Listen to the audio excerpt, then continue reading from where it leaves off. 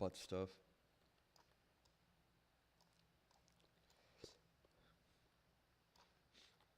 Am I out of coffee? No, I gotta savor it. So good, so tasty.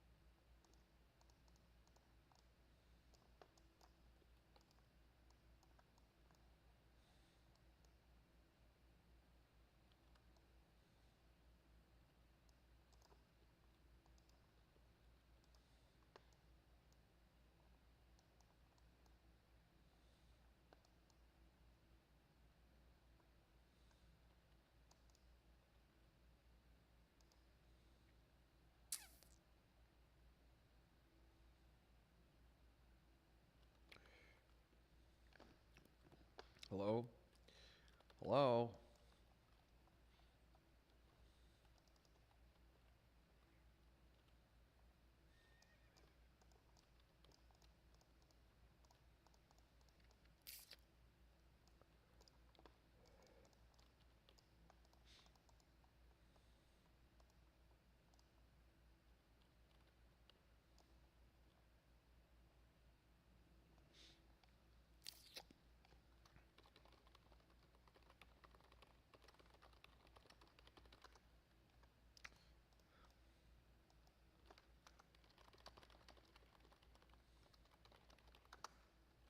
I think Wind Fury for a warrior is more DPS and yeah, I don't know. Old Grover Cleveland. Old Grover Cleveland. Grover Cleveland.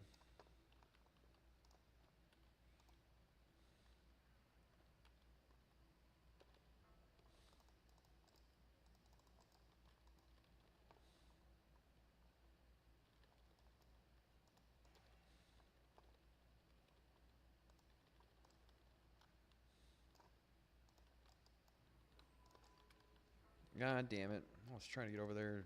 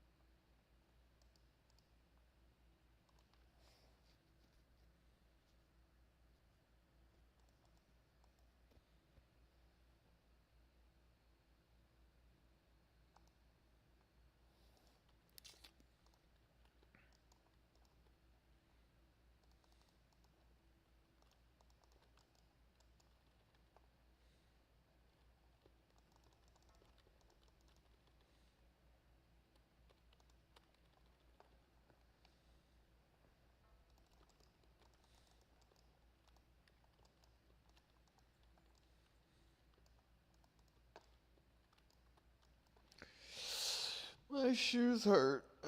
Ooh.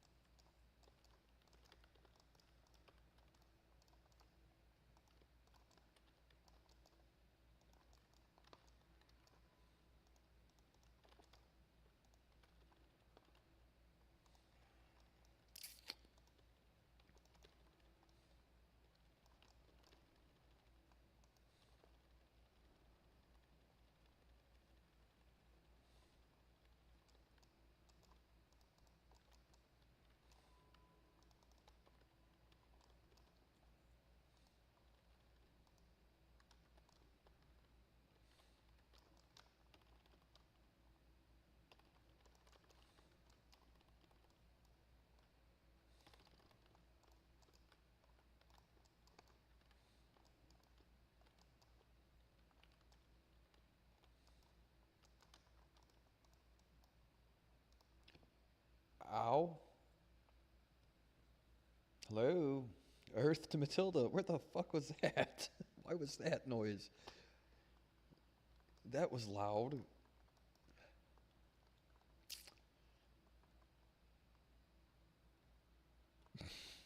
Fucking shit, dude. Can you not do that in the middle of anything ever?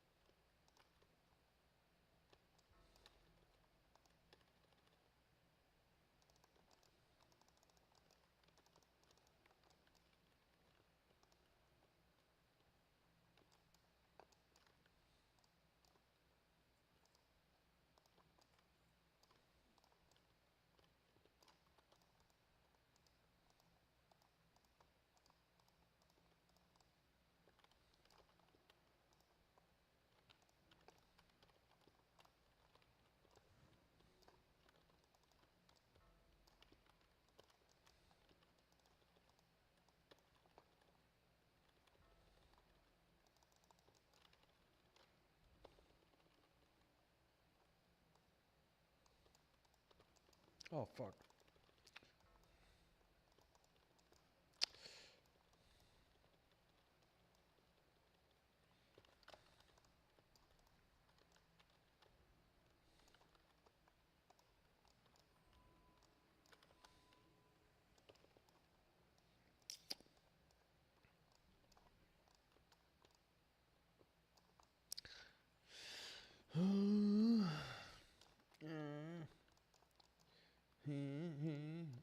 What's going on now?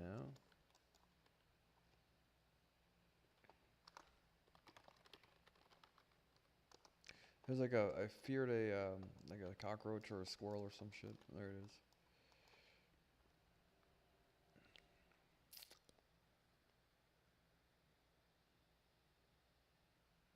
Rob Schneider. Uh-huh. Ooh. Oh, I do have mana potions. That I do.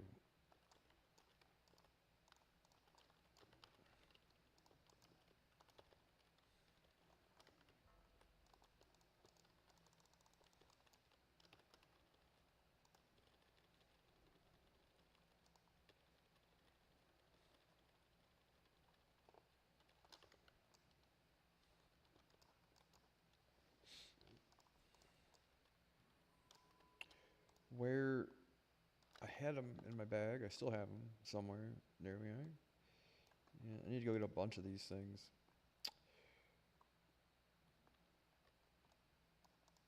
This is the first boss, same as last time. Kill first wave.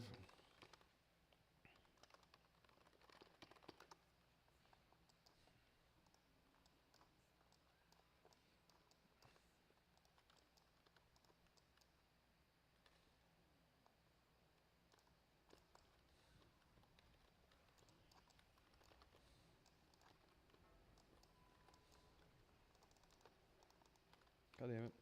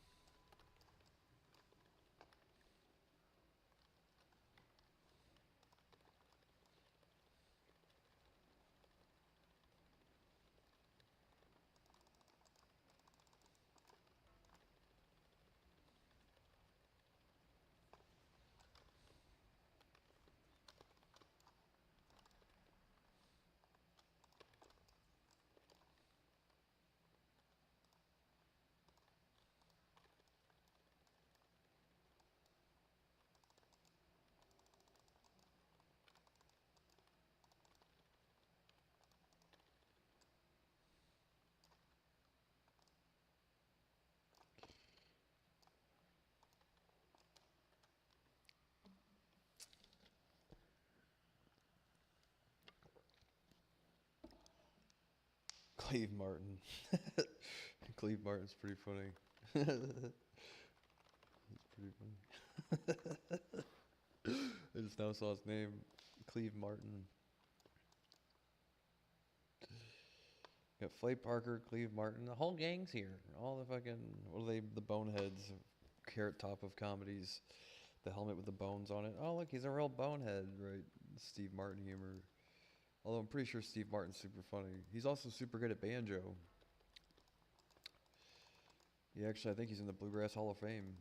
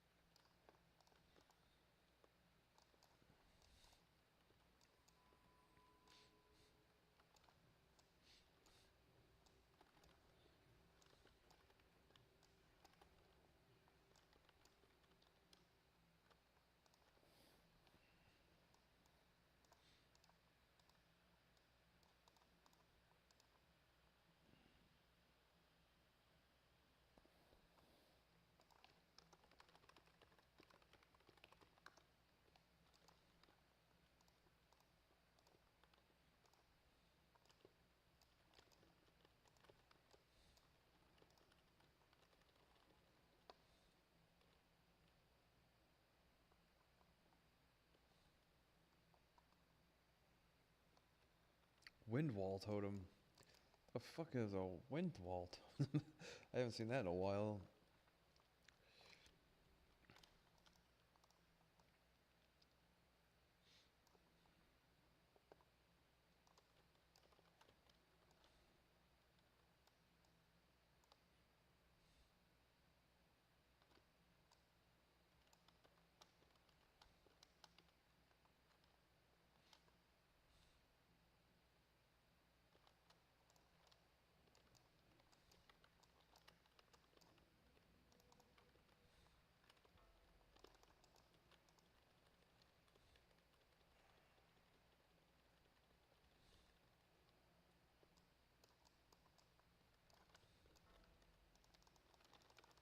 Derp.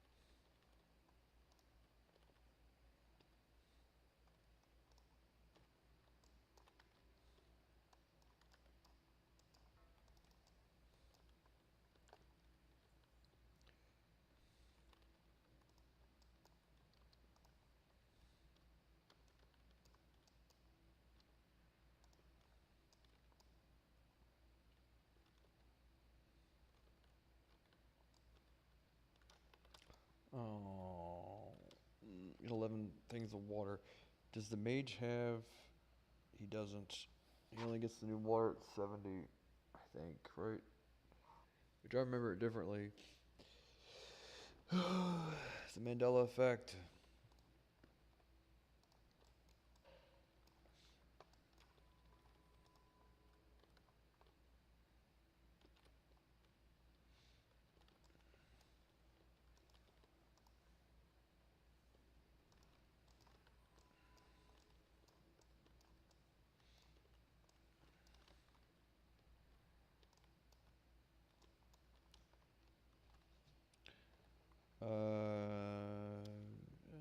Should have more water. Although leveling a character has made me like 100 gold a day. I've made like $8 this week playing WoW.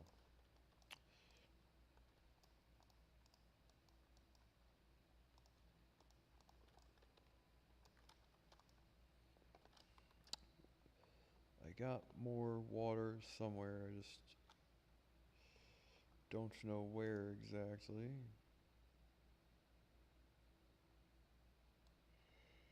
Conjured mountain spring water.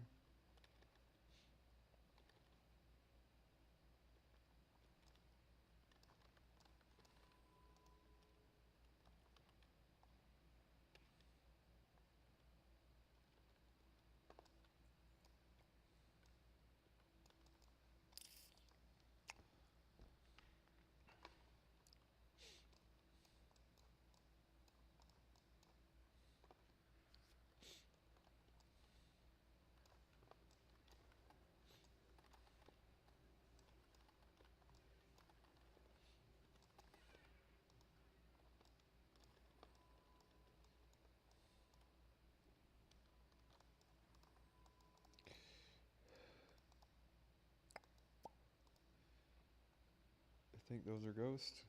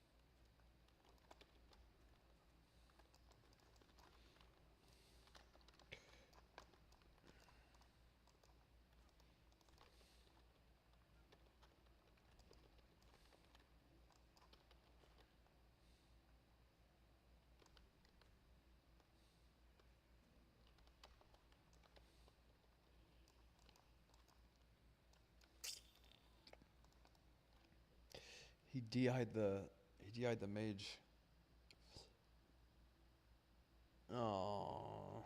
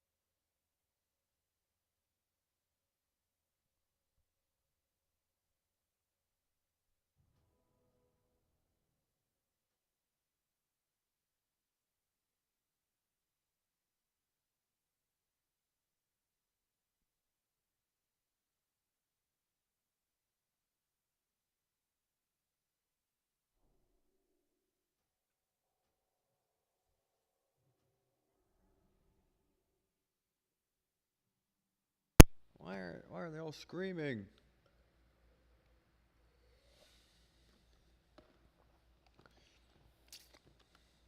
Hello? Hello? Oh man, oh man.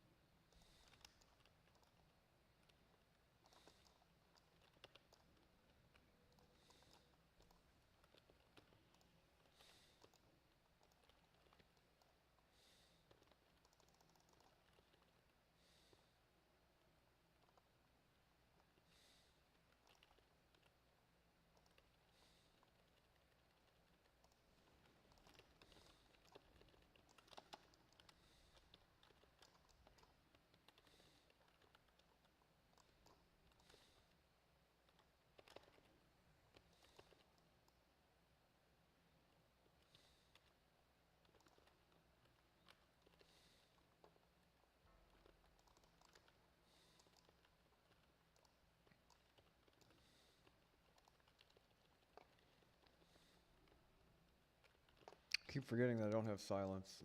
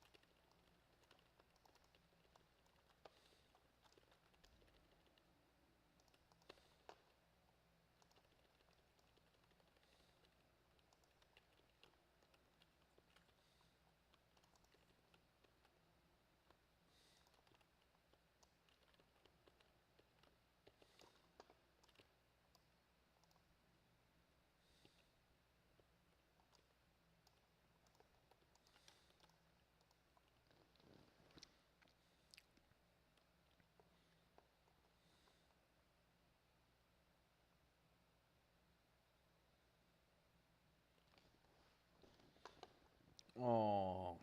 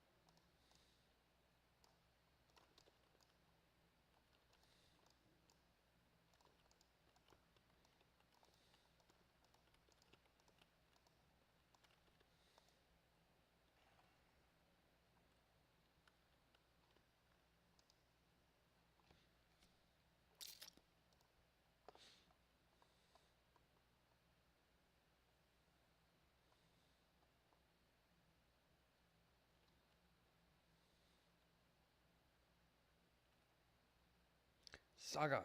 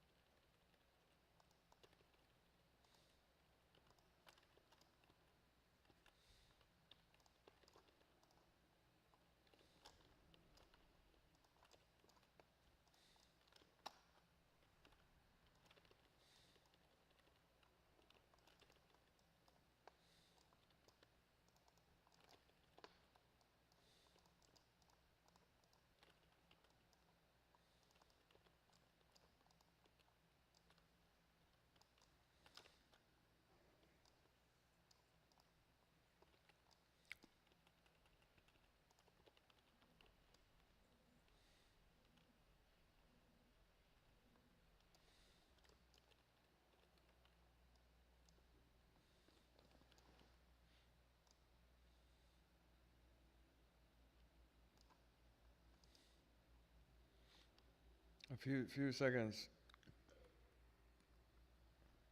and let me buff and stuff real quick.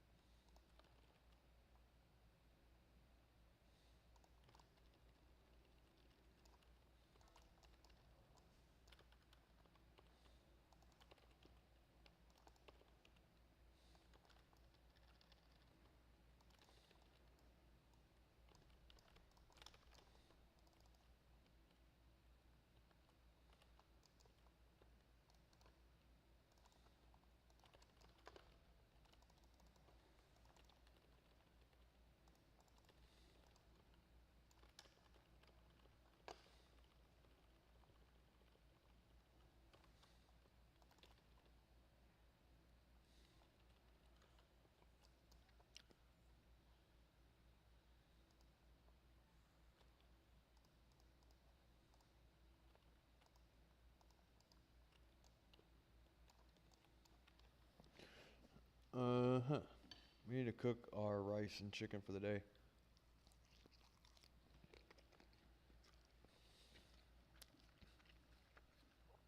Can I get a port?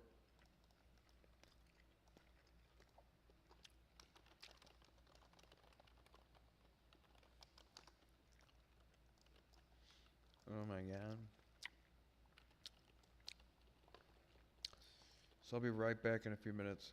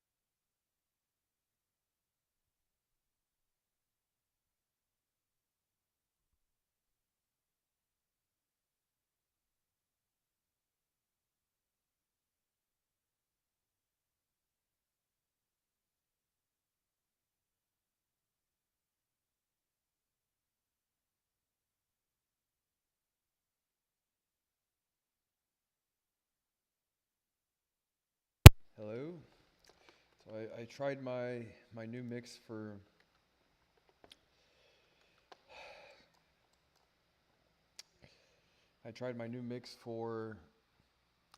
my rice meal, and I supplemented 3 servings of salt. Well, whatever, that's the same amount, but with potassium salt. So it adds about 1,800 milligrams of potassium to your diet, which you have to be careful for because it's not good for your kidneys if you eat too much of it. But that's about the same as eating 4 bananas. So I can't imagine that's a problem. And it does salten things up pretty good.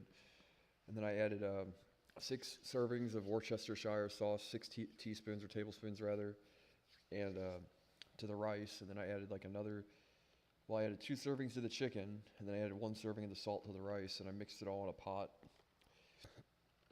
And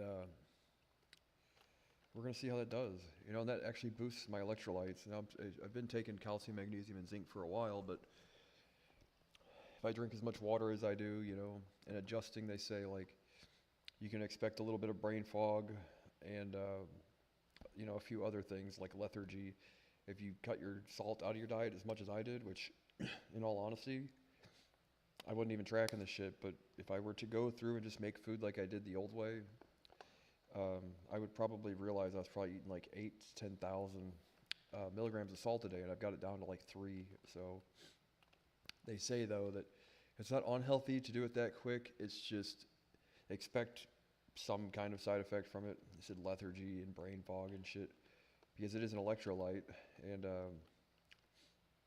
your brain and your, you know, muscles firing off signals and stuff. There's an adjustment period from whenever you cut that much of the electrolytes out of your system. You know, they change how well water conduct electricity, so that'll affect everything. And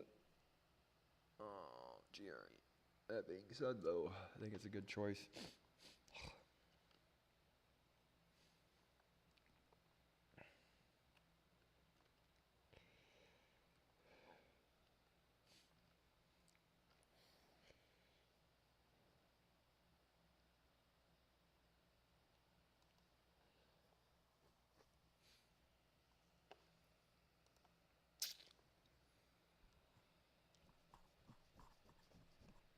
Let's see what these people are doing.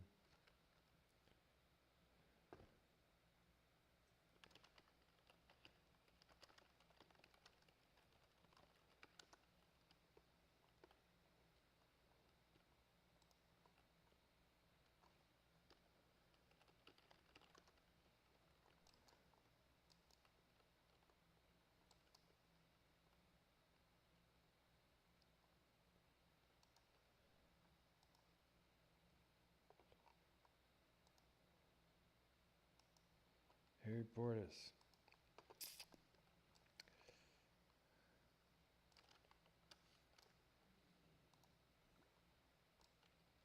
Or just ignore the shit out of me. I don't want points anyway.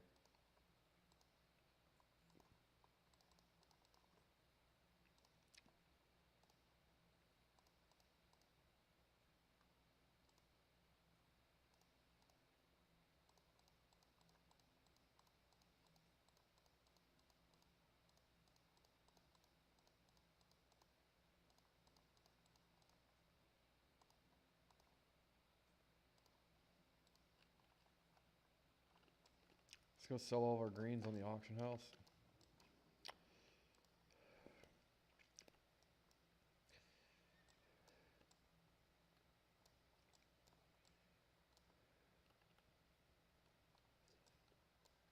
Was this our TK kill?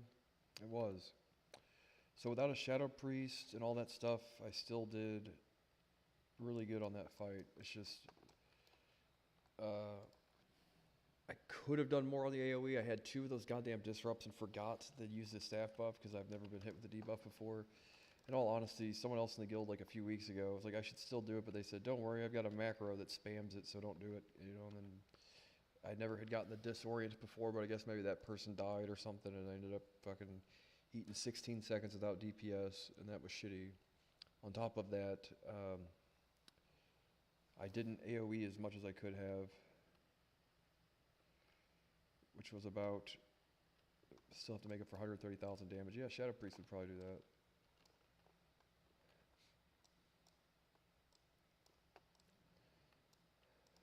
Yeah, I don't know.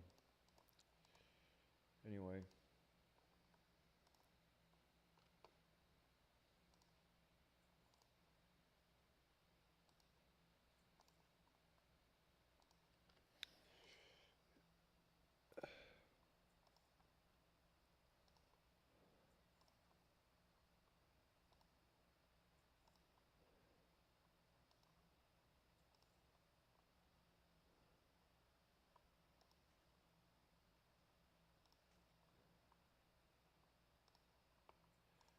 All this shit should sell. Oh, like a shield there. And these weapons should sell for more than that, but let's put like defense. It's like that's like a Death Knight weapon for sure, but they don't fucking, ain't no one trying to buy them probably.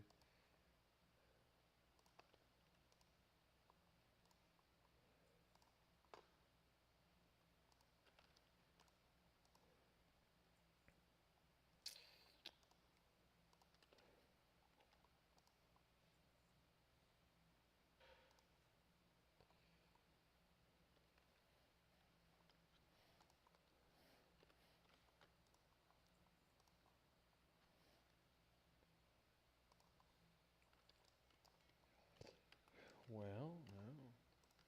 You never know.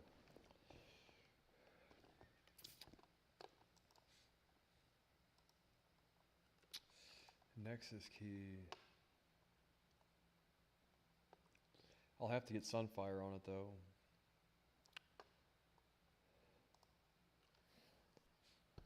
Overall though, that's like, with Sunfire, that's 50, that's like 253 damage versus 246, but you get like 52 intellect, which is a shitload of intellect.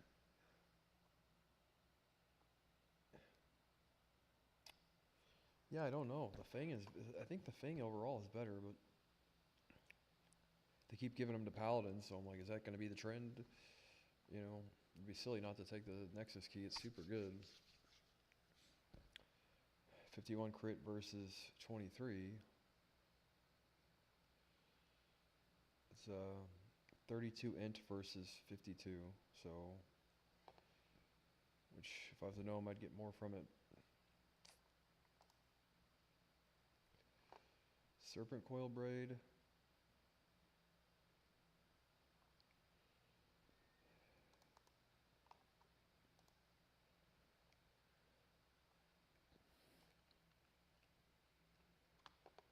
And 8 Spirit, I don't get it. I don't think that works, man. I think 4 damage is better than 8 Spirit, isn't it?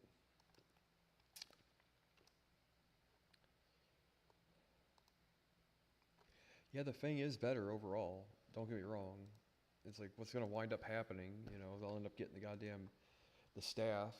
Probably not, actually.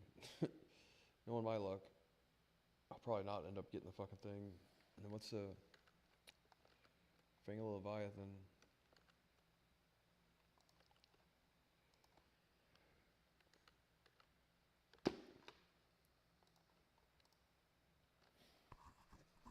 The Southern Calls.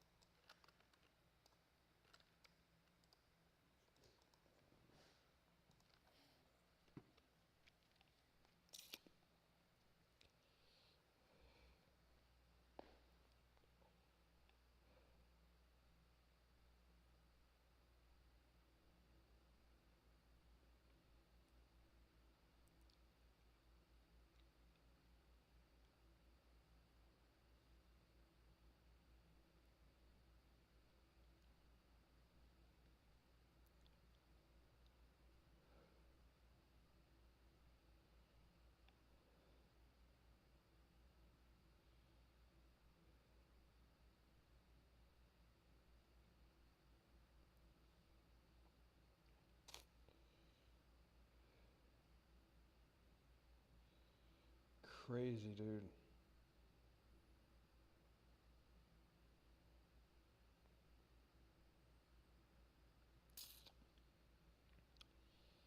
CZ's posting all these pictures of the early days of Binance. I'm like, that's what it should look like.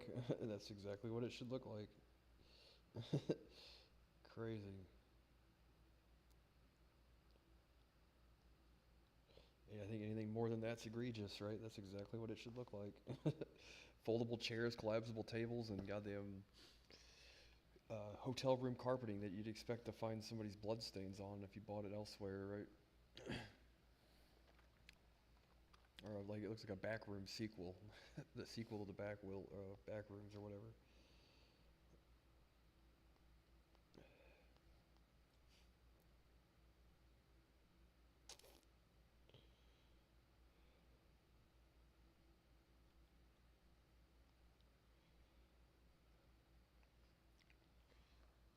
That's the one thing I can sit there and say. Like, I forget what it was, but I guess it's just like, I don't know if the guy's too full of himself or not. I don't know a whole lot about it, but that it's Cluely, right? The screen share says cheat on everything or anything or whatever, and I don't know what exactly is what it does or whatever, but they're like, they gave that guy, I guess he got $15 million in his first round of seed funding, and he used what appeared to be most of it to do like advertising campaigns about stuff, and I don't know how much actually got provided in the name of product or anything, but yeah, I don't know. I think it could have been used probably better elsewhere, but I'm sure they probably feel the same now, or if they don't give a shit or whatever, it's probably more political than anything.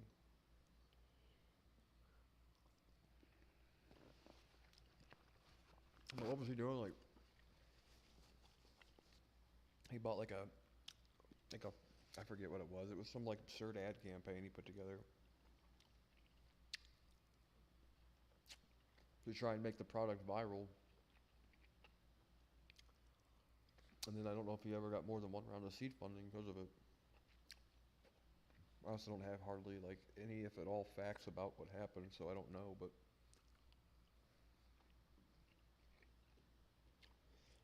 I figure shit, save time, dude. I'm saving the investors' money right now, the non-existent investors. I eat with my bare hands. That way I don't have to waste water on cleaning forks and knives and stuff. That's my cost-cutting measure for the day. You can just eat with your bare hands like a caveman.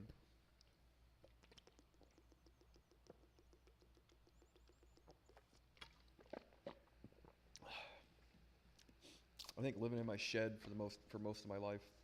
I'll live in it again if I have to. I might just move everything out to the garage. It's that much closer to being out the door.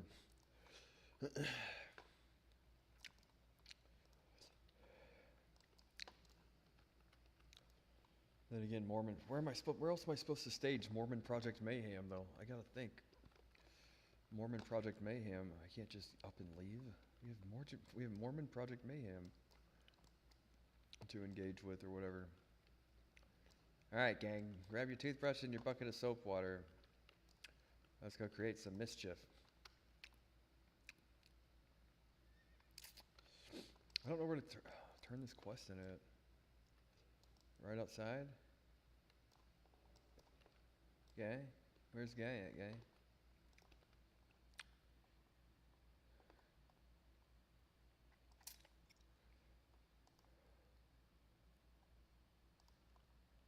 Oh, the Archmage staff, do I have it in my bag? Either way, I should spec Shadow. It seems like every time I get out of an instance, I fly all the way to Area 52 or whatever it's called, and then like a second later, they're like, hey, join a group. I'm like, oh, fuck. Fuck.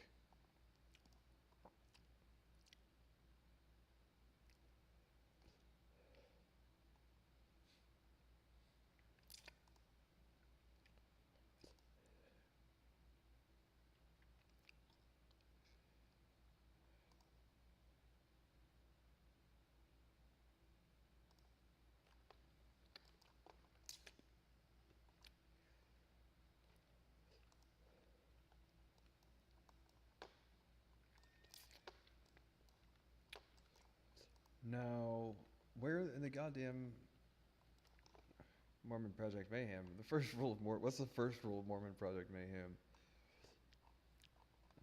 What's the first rule of Mormon Project? It's got to be different than the original one. The first rule of Mormon Project Mayhem is somebody come up with it. The rocket chief. So he's looking for the perfect rocket fuel.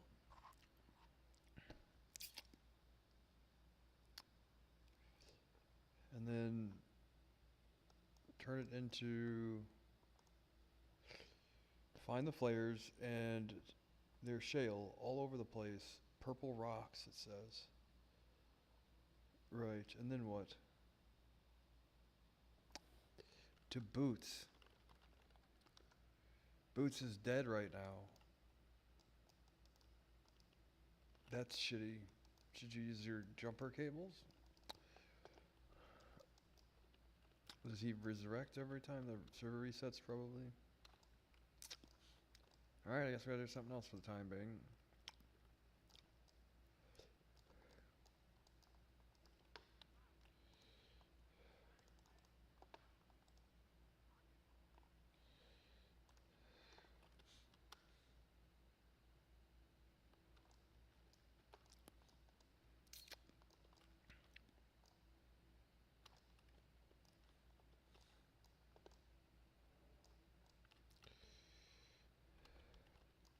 That was the thing about working with John, like, not to say something I learned to appreciate, but something that I was like, how much of what all of what he did was a way to like pamper himself to the degree that he convinced himself that he deserved to be pampered. Like, so all these like gratuities and like, I understand like if you're Taylor Swift, you need a bowl of green M&Ms to make sure that the person's reading the contract or whatever, the venue's doing what they're supposed to be doing.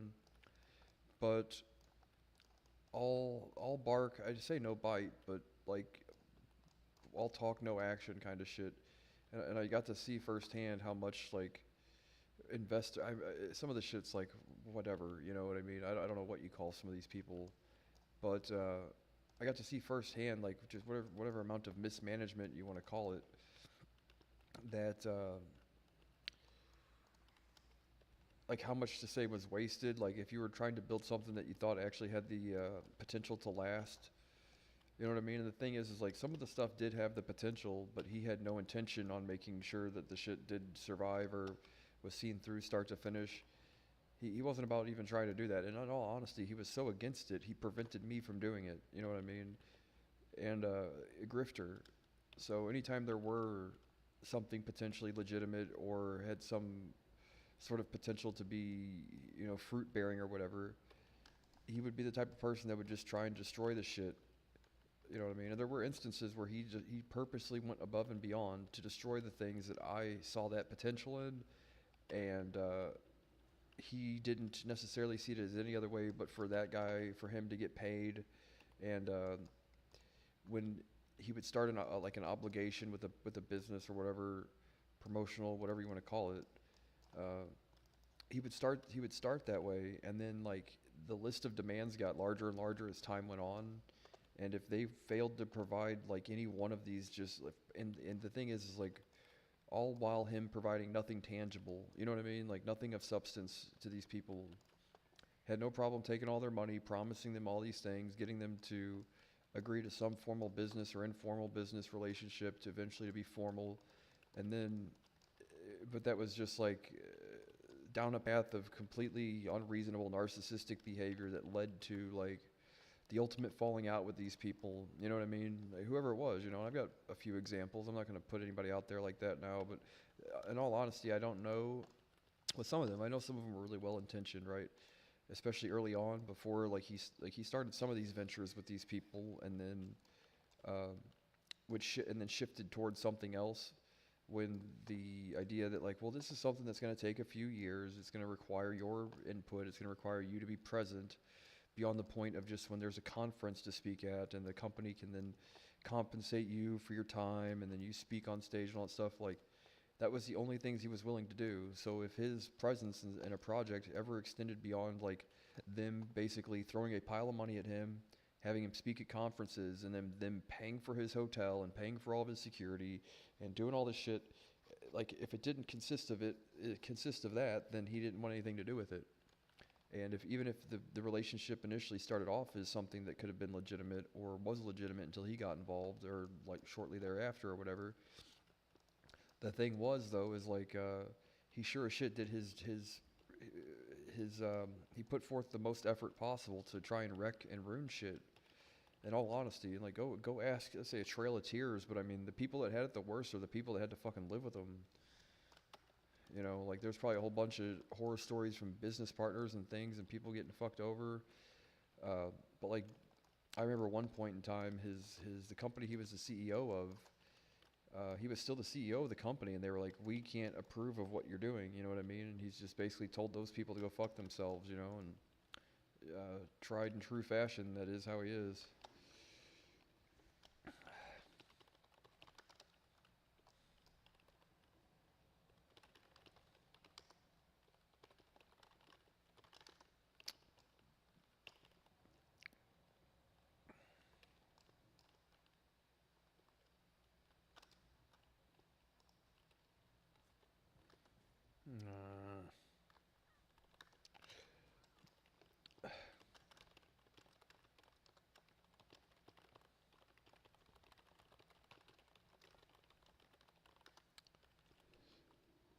Uh, but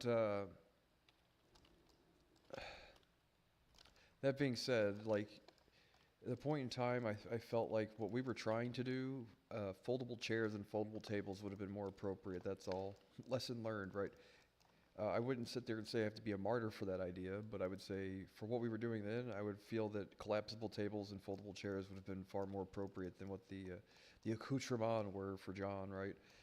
And if they failed to provide any of these crazy fucking things, and he just basically told them like, well, you've balked on your end of the agreement, you know, and like asking and demanding shit that was never agreed upon. Like I remember sitting there with him while he was on the phone talking to his old company, and part of his stipulations with MGT Financial was that they had to pay for him to have at least one security guard, right? Well, he fired one of these guys from the company, not for any reason other than political, like, and then personally hired him, right? And then hired another guy through the company, and then said that, and then by the end of it, he had like 5 of these guys that lived with him, all private security, all demanding like a couple $1,000s a week, all living with him, and he was trying to, and he was funneling it through in a way that MGT stockholders were paying for all of this, right? And like they were contractually obligated to provide him with like one part-time security guy, and by the end of it, he was basically using the company to, investors were having to pay whatever his salary was, plus he was insider trading and shorting the stock, and on top of that, he was then fronting them the bill for a whole cadre of private security to follow him around and shit. And like I remember him getting on the phone and telling those people, and then basically telling him to go fuck himself finally, after they had some sort of falling out or whatever. And I'm not sticking up for MGT. I hear there's a whole bunch of shady shit that goes on there, and I've heard that from people that are also shady, so I don't really know. Stay out of it. None of my goddamn business. They didn't accept my job application, and they did rip off one of my ideas when I pitched it to them, so I can't necessarily say I appreciate that. That being said, though, and then again, it could have just been John. I don't fucking know, dude. But a whole bunch of shysters, it seems like. Either way, though, that was like the general consensus was that even with his own business partners, like formal business partners, not just like, hey, we're friends in crypto kind of shit, like contractually obligated CEO of a company, this, that, and the other thing. At even that point in time, he was just trying to grift. He was just trying to grift people, you know what I mean? And they were apparently, and I can't necessarily make the accusation, but I remember there were some rumblings and some sort of words about him having shorted the stock or something while he had inside information on things and sold a bunch before or whatever. So I don't fucking know. It wouldn't surprise me. I think that was one of the many things that the Securities and Exchange Commission wanted to get to the bottom of. And he, I say for better or worse, deprived him of that opportunity to do so.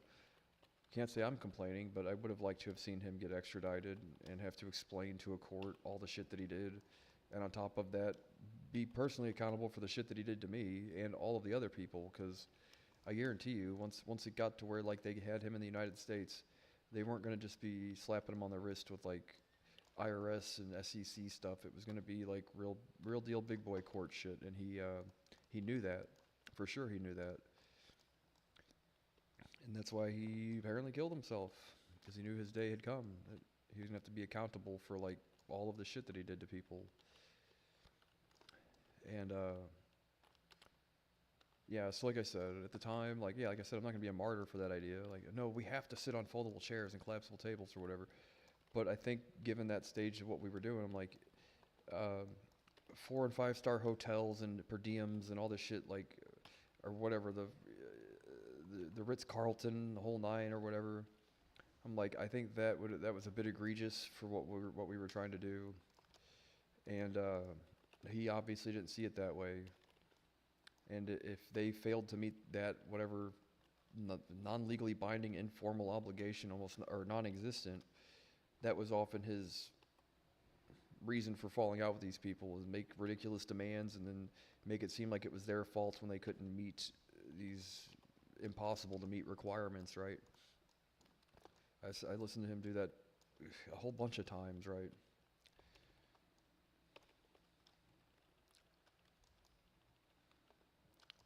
But specifically, him fucking over those people and having them try to pay for all this shit, yeah, I had no part of it, but he did that kind of thing, so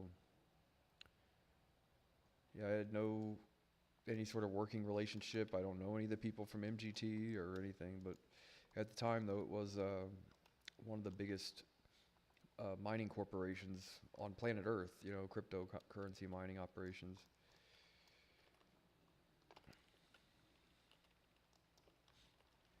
It was, for North America or whatever, Western Hemisphere.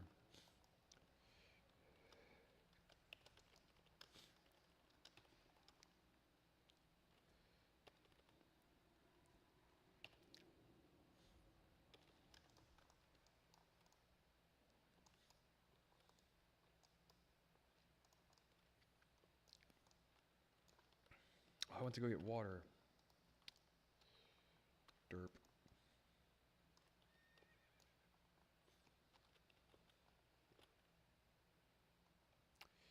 Yeah, so do with that what you will. I was just a guy living in a shed up until a certain day for some reason. And then I wasn't living in my shed anymore for some reason.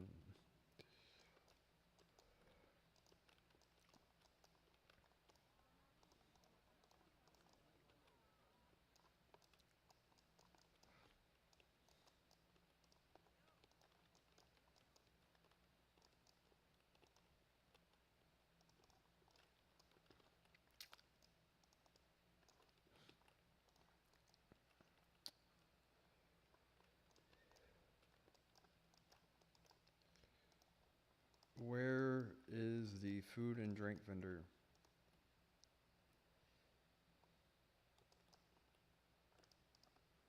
Oh, I forgot there's a bank here. Yeah, there's a bank here. I forgot about that.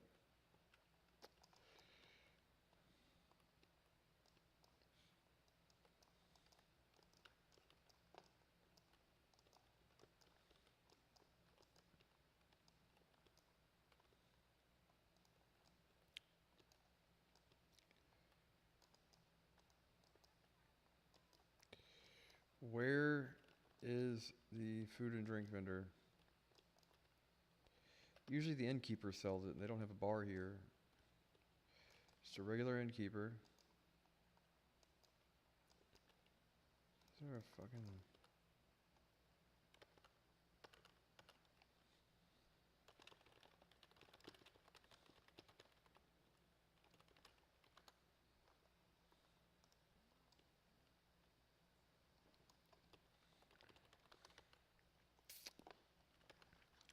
Gant. Target Gant. And he's somewhere. There he is. Food and drink. Must have hovered right over it.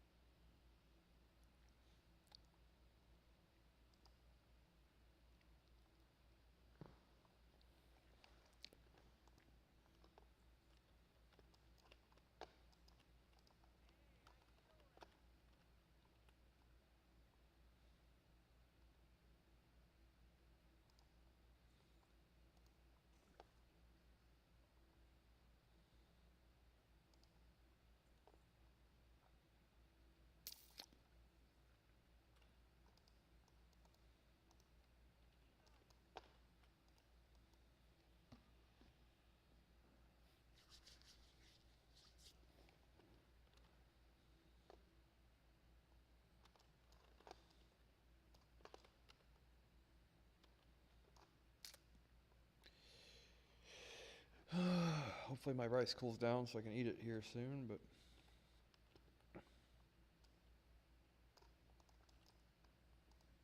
the quest guy has not respawned.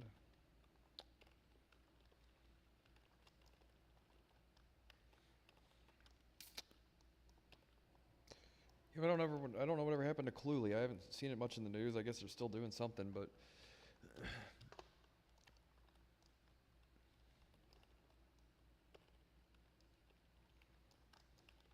that's the thing is what I seen from that guy was kind of like it seemed like what I seen from John, where it was more about this personality than it was anything else. And I gotta say that's probably it might be convincing. Like I say, it's like a thing. It's like I guess it's professional wrestling fans kind of like that shit, but um, I would say if you're, you know what I mean. You see, like it works for Jake Paul or whatever. You know what I mean? Not to say he's not doing business or whatever. I'm just saying that type of like showmanship and stuff.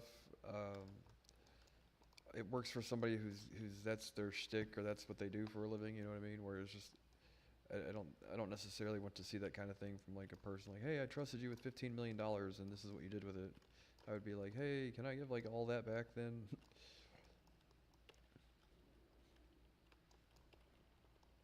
That's people that are more about like watching the TV show than anything else. But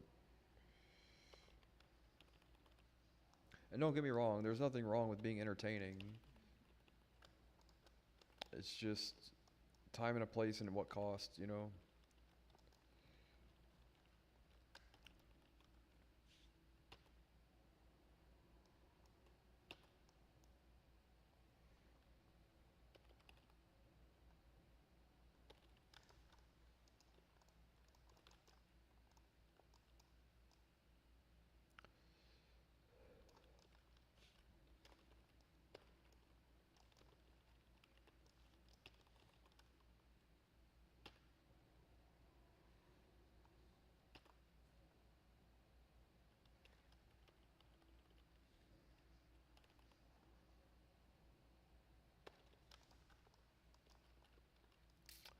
I need to kill one more.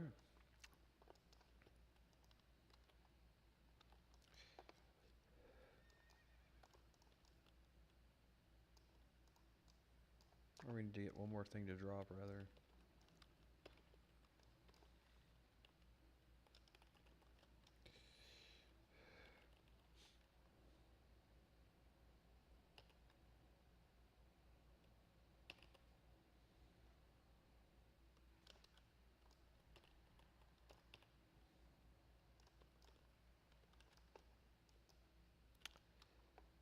Be right back. I'm gonna at least get a bowl of rice and chicken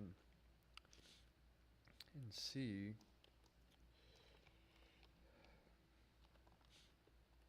I've been up since about 1 this morning.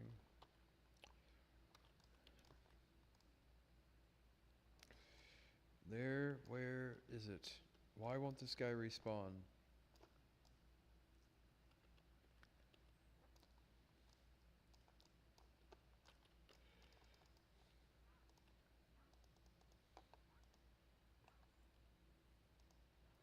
You gotta think if you're paying someone to be entertaining, then it's their job to entertain people. If you're paying someone to develop and code and create, then being entertaining is not a crime, but what they should be doing first and foremost, instead of prancing around like some idiot. I'm not saying that he's an idiot, but you know what I mean, like showboating and all that stuff. Like, if your gig is entertaining, then yeah, be entertaining. But I guess that might be their agreement. I don't fucking know.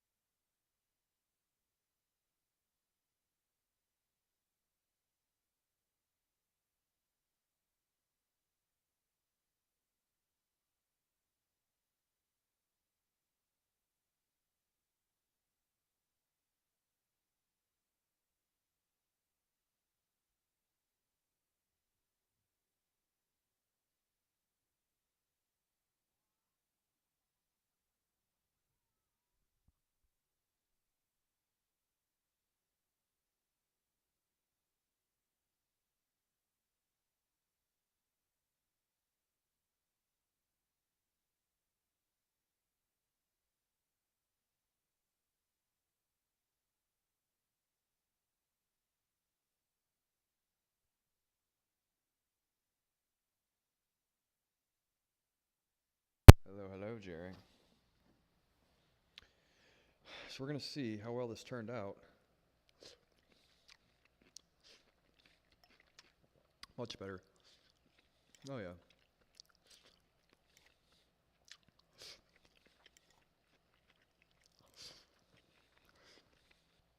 Garlic, onions.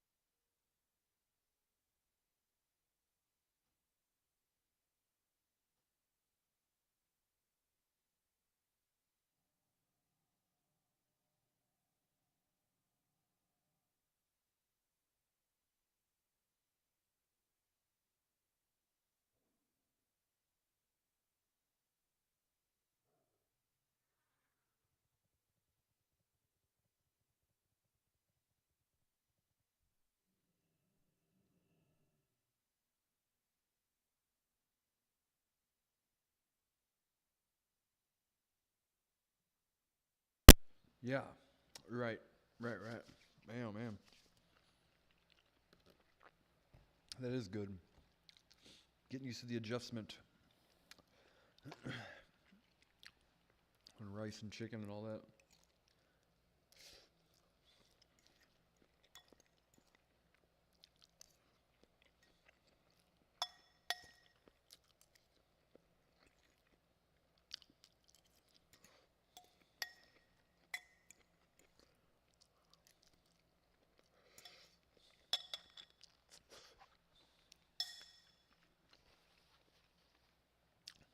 They say prepare for an increase in appetite because, well, this is what I said, but what they told me, what I heard, and then my interpretation is when you're eating to fulfill like a salt craving, you're eating beyond the point of like, you know what I mean? You're not eating till your stomach's full, you're eating till your brain says, hey, I've had enough salt, right? And if you cut the salt out of your diet, your brain thinks you require that much more food to meet that salt craving, and that's not true. So you just got to get used to that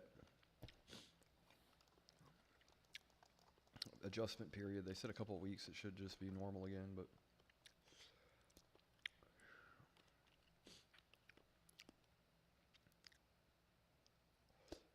because your stomach has a brain in it too, kind of, you know. Despite the fact that it can't think, it growls when it's hungry. You know, how crazy is that? Like it knows it's hungry without a brain.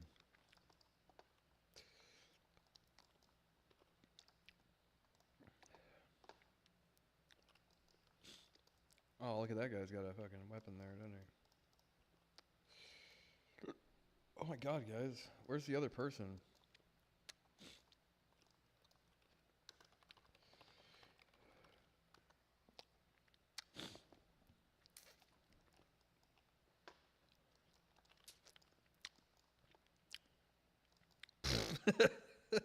What was that? I'm konnichiwa. Fucking chicken scratch.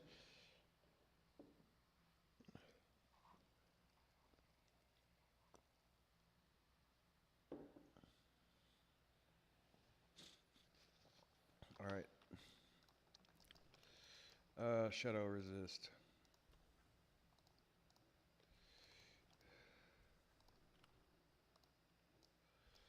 Yep, plenty of water.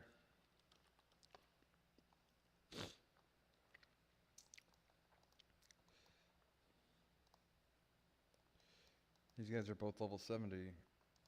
That guy's got the weapon off of season 1 weapon.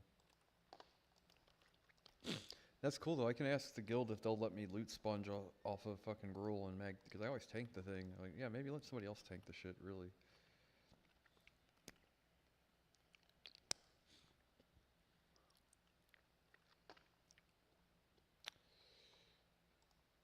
That's alright.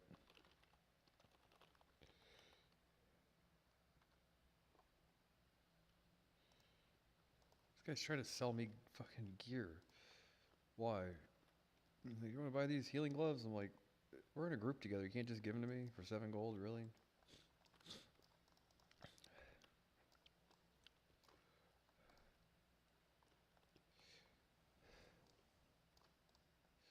All raw plus healing.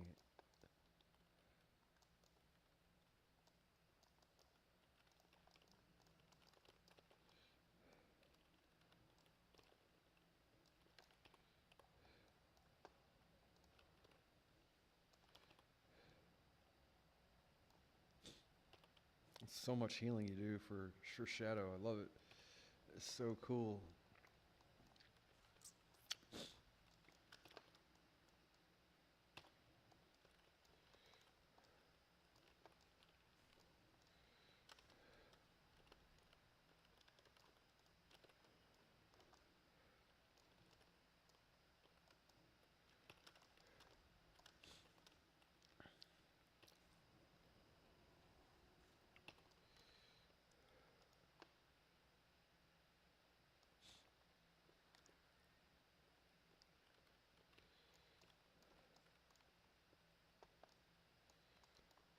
But the fact that you can remove like 1,800 or to 2,000 milligrams worth of salt a day from your diet, or sodium rather, and still get the flavor and get your potassium, say macros, but increase your potassium intake.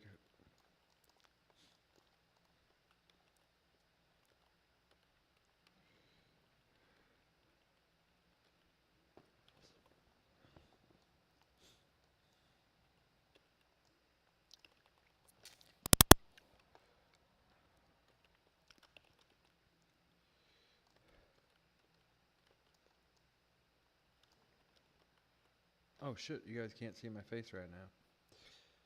It's a stupid one. I was making a stupid one.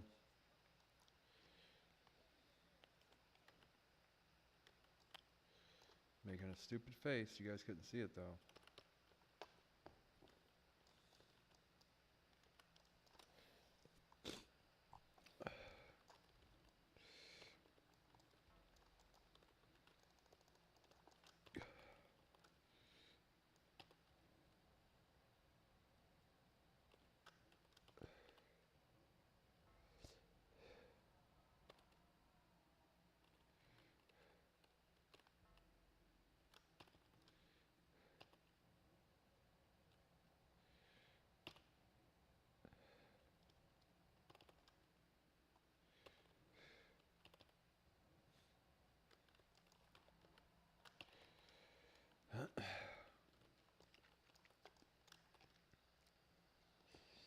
$400 DPS, right? I was talking shit about that guy, but we were doing a heroics. 400 DPS. The earth quakes at my 400 DPS.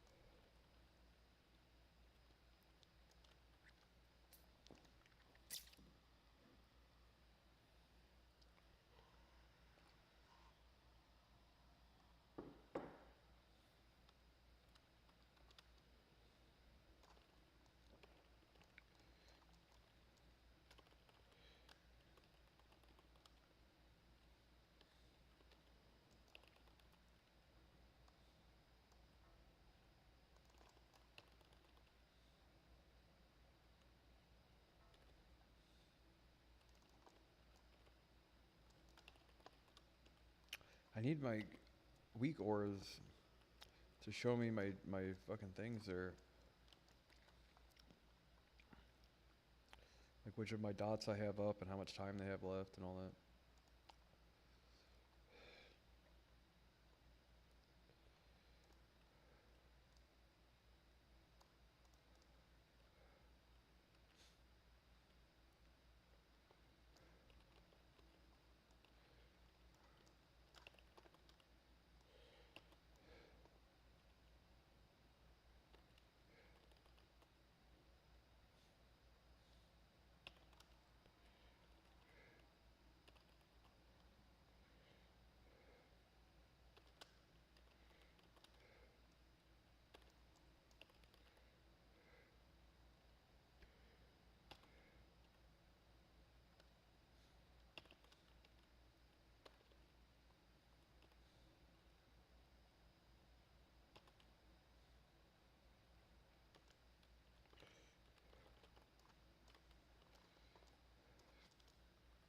$401 DPS. Oh my god, he is the chosen one. Wait, are you serious? Is he the chosen one? Are you sure?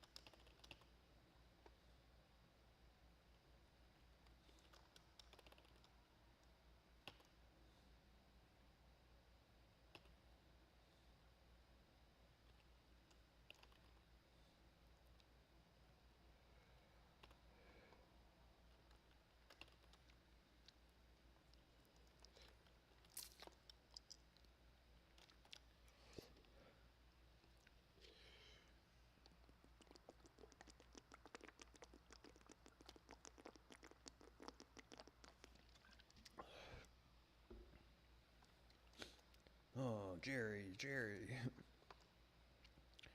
You will die, Jerry. Whoa! It instantly goes downhill. It's like... I'm like, okay, sir, it's time for you to leave the theater. We all hate Jerry as much as you do, but you can't go around threatening to kill people. Right.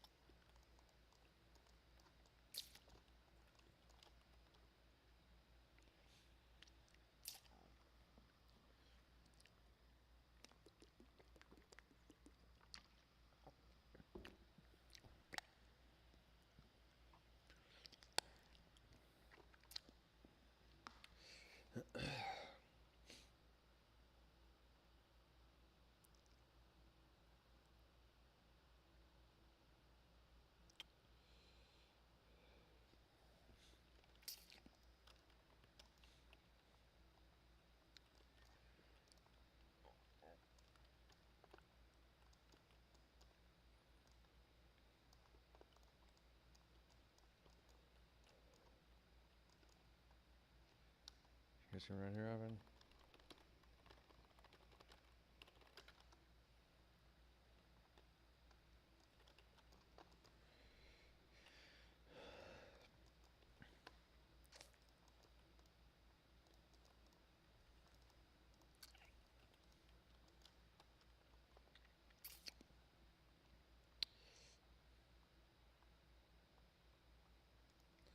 With a name like Harbinger, I find that hard to believe.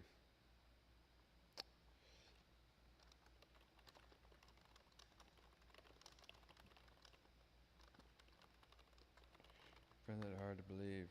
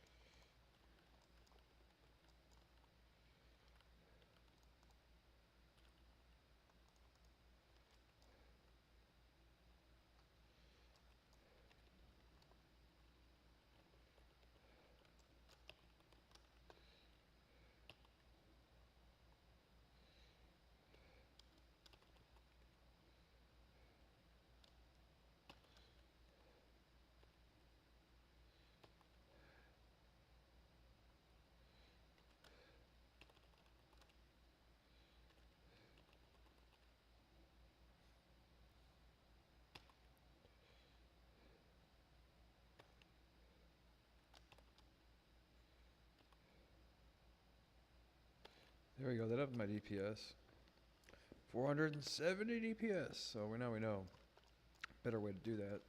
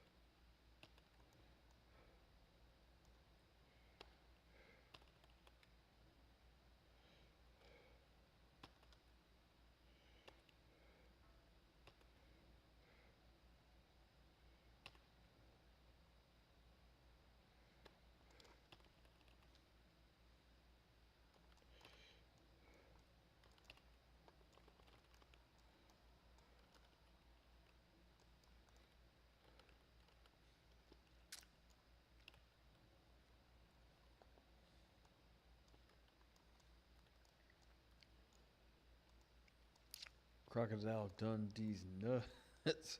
Crocodile Dundee's nuts. The alligator doesn't stand a chance. Alligator doesn't stand a chance, Jerry. You live in your parents' basement.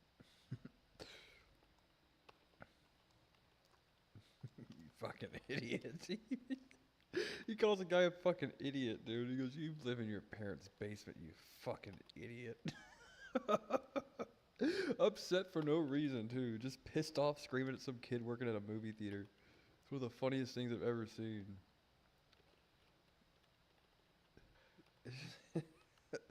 Just being an old, drunken, disorderly piece of shit, right? When did I say I was gonna portal? You fucking idiot. I said 15. Alright, make sure we remember, because we always forget to do this.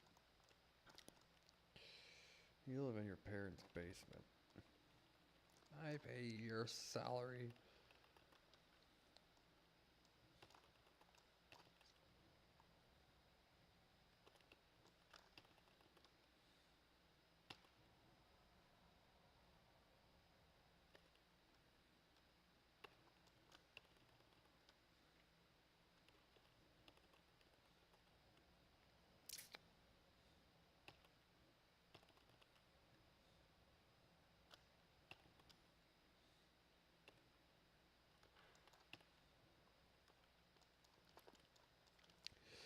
So, that being said, man, I think, in all honesty, dude, I might want to play this character through Sunwell, or get it geared up enough to do Black Temple and like loot sponge some shit later on or something, and say like, well, I'm kind of preparing my priest to play. Well, I don't want to give.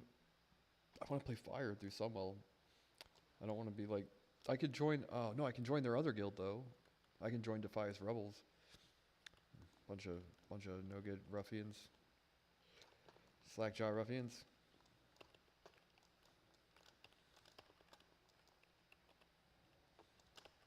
Resist.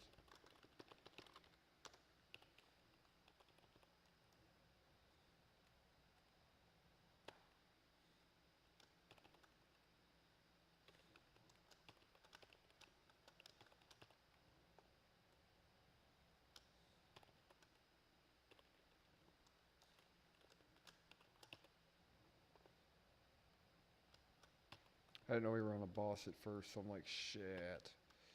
Fucked up my whole rotation.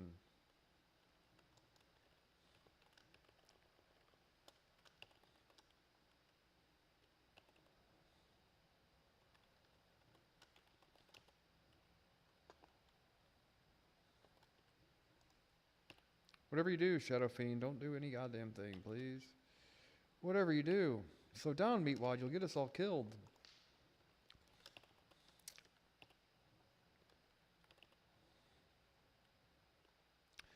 I wish they had target dummies, dude. The only way to do it. Oh, they're trying to get that so they can tank better.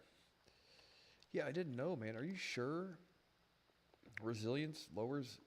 I looked it up online. I had two different things, and I remember at 70, I'm like, everybody went by the idea that it didn't.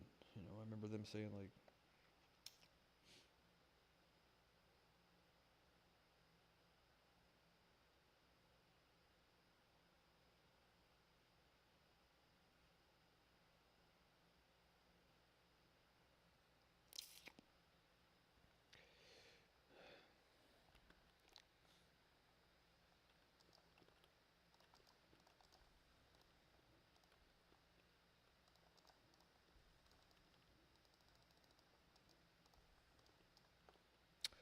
Oh yeah, yeah, 15.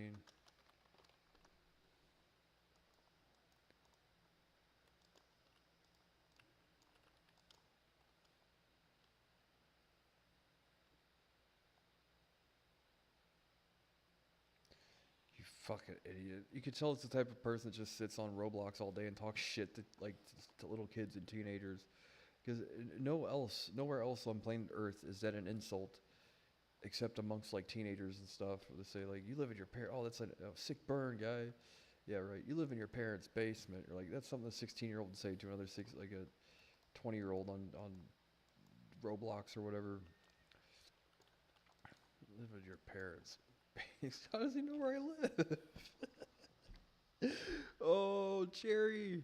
How does he know where I live? Oh, Jerry. With my impeccable skills of deductive reasoning, I have surmised that you do indeed live in your parents' basement. Oh, he's a sidekick. He knows everything. He's the amazing, whatever that guy's name was.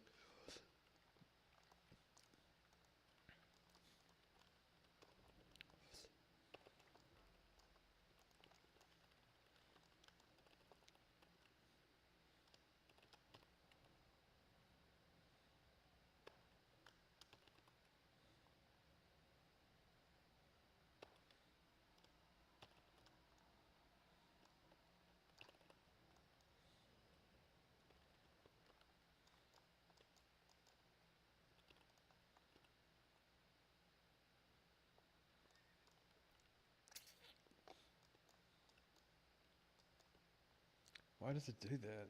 What is that? Translator? To China translate? / China.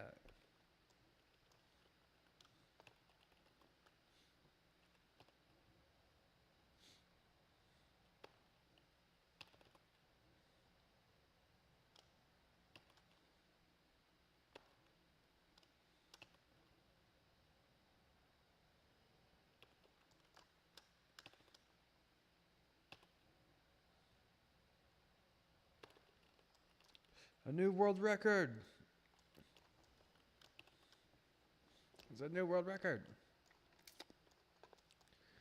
How many dicks in a row was it? How many dicks in a row? A new world record. I lost count. Well, if you had a calculator app on your phone, you know that'd be impossible. With the calculator app, you would never lose count of how many dicks in a row you've sucked, right? It's impossible. Oh, my dragon. I always forget. I always forget.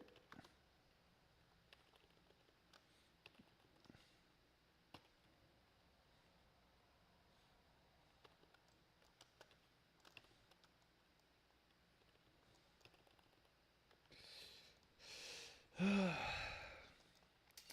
don't know why. I have such a problem remembering that shit. I always get distracted. I did lose count. I actually really did lose count.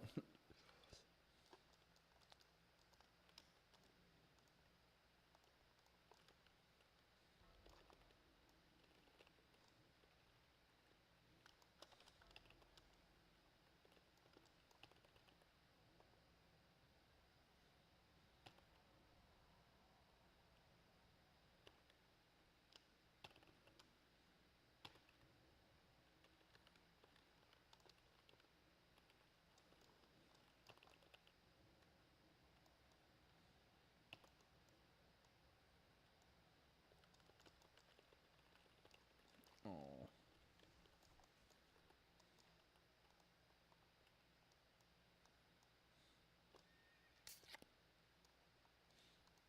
Well, let's drink to full and then have a thing for the fight or whatever.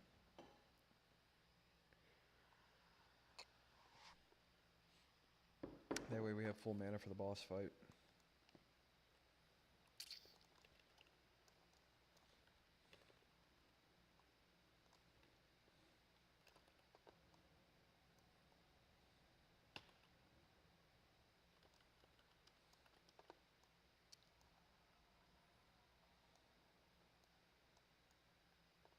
I need an add-on for Mind Flay that's like shows you the progress bar. Like if there's a way to get it to where it won't cast until it's fully done casting the other Mind Flay. You know what I mean? Like do not interrupt unless kind of thing.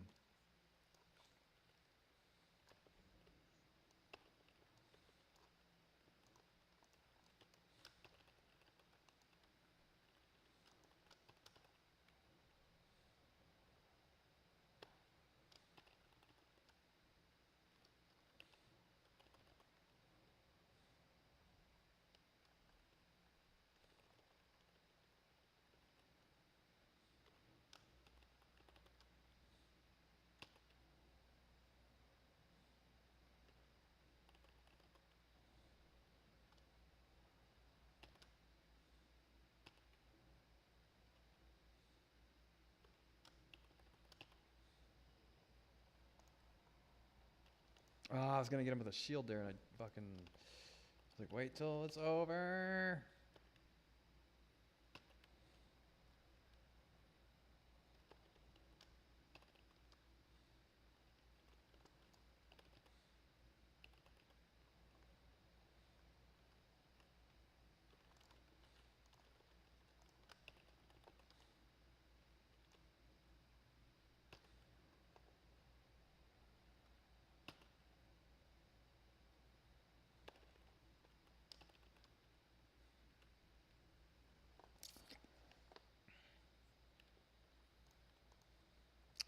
So 400 DPS. It's yeah. Well, it's 400 DPS, all right.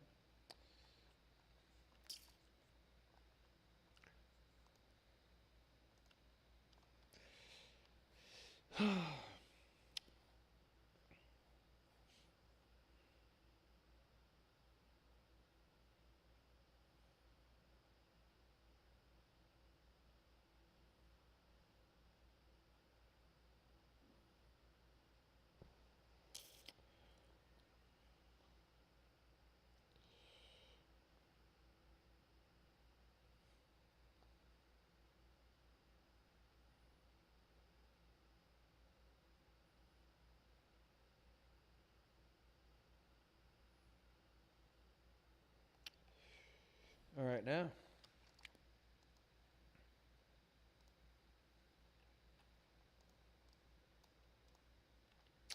Can it teleport me out? There we go. It doesn't matter because my thing's on whatever. It's quicker to hearth.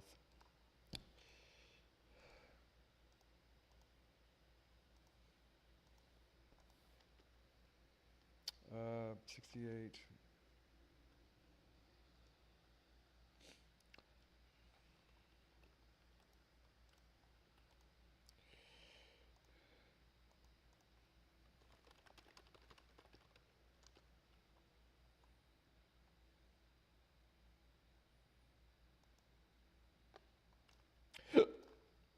Hey, let's get some more water.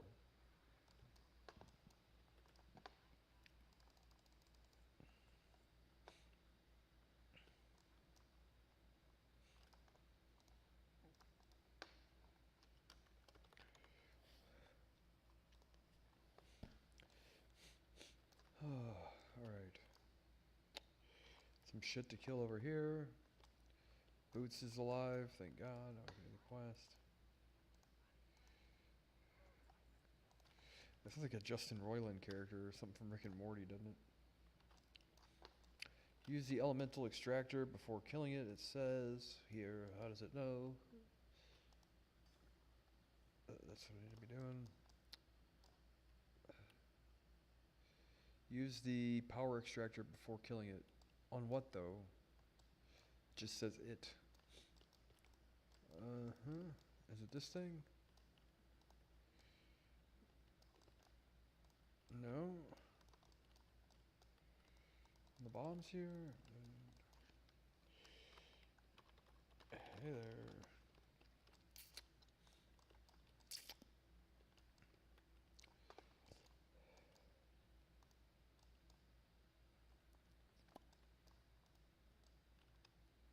That guy has that quest. Shit. So, all I've got left in the grand is like 100 group quest. And this thing was Mana, Wraith, Elemental Power, Extraction. That's the name of the quest. Do you need me to do DPS or heals?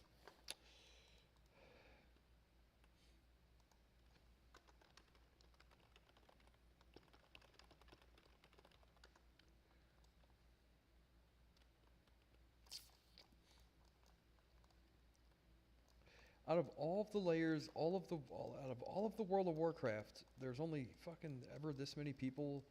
And you mean to tell me I don't know some of you people? Really? I don't believe it.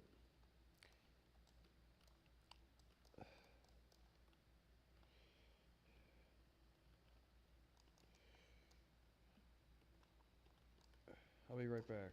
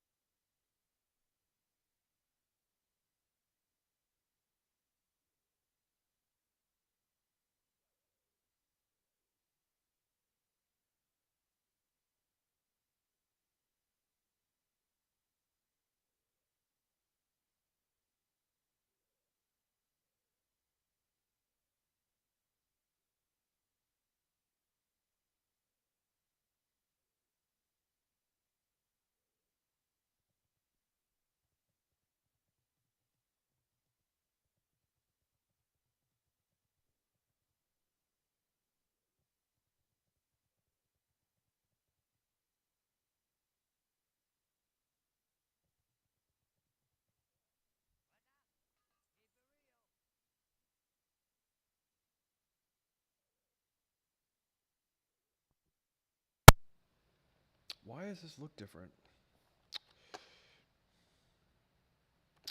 Seems like it had a different zoom in or something. No, whatever. Whatever. Yeah, me too. I need a spec heal.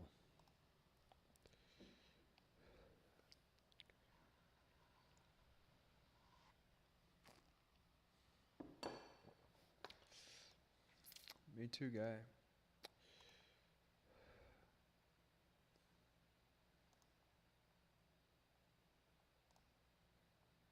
Guy's trying to sell me gloves. I'm a cheapskate. He's like, I give them to you for 7 gold. I'm like, get the fuck out of here.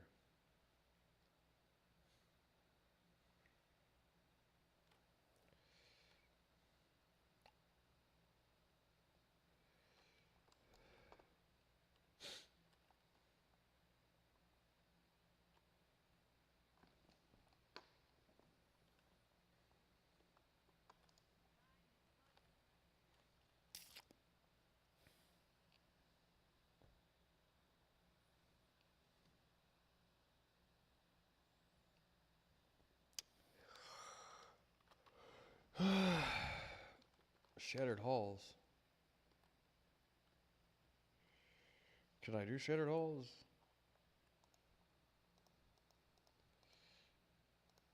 Southwark halls? I didn't queue up for shattered halls, but I would like to do it.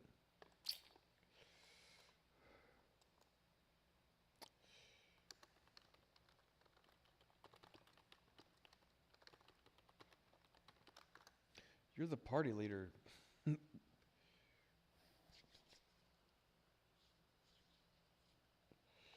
um,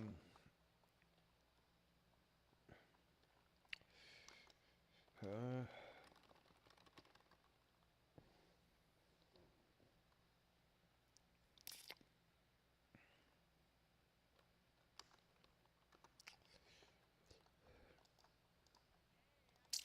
as long as they're cool with me and the fact that I'm not level 70. Shattered halls, I can probably heal it, just you can't queue up for the thing.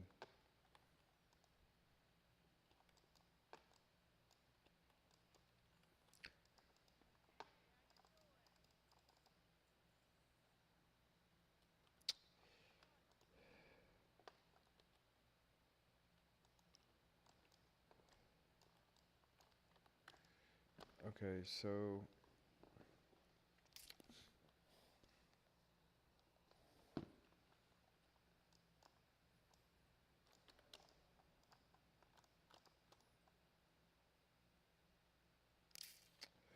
what are our options here?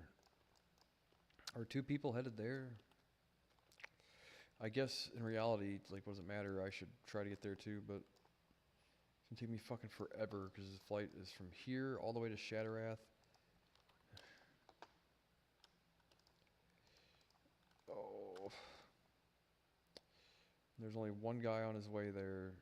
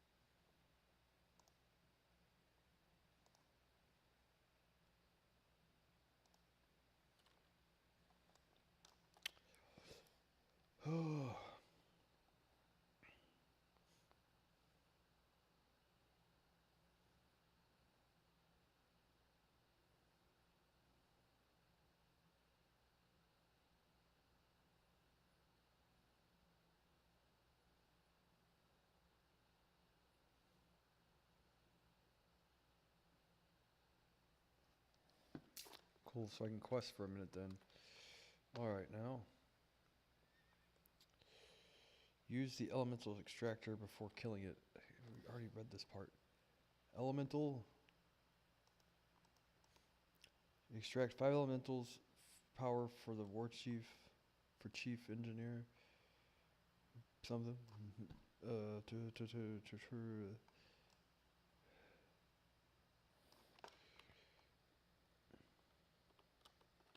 Elemental, so these guys.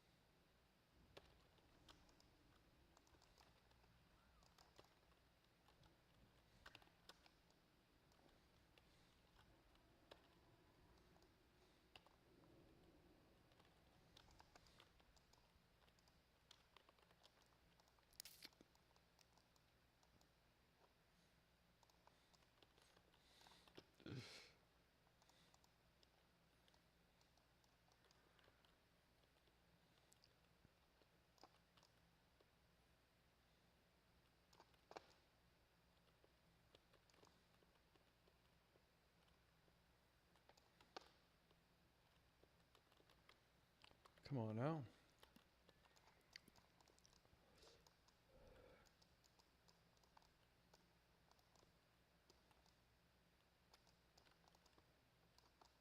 I remember this is always a quest for these things are fucking hard to find. There's always only so many of them. Derp. Derp.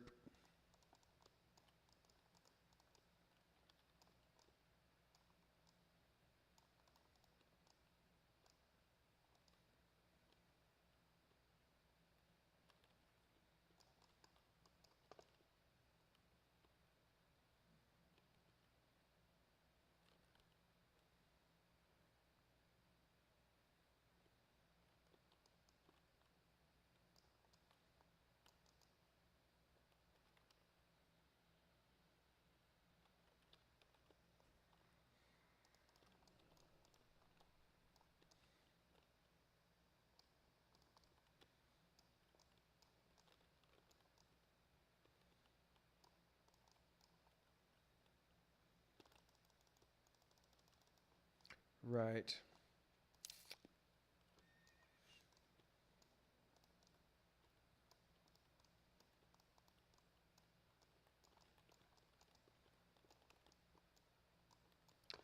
Where is it? You mean to tell me there's like really none of these fucking things? Anywhere? Somewhere here along the southern coast of the fucking floating island, it says.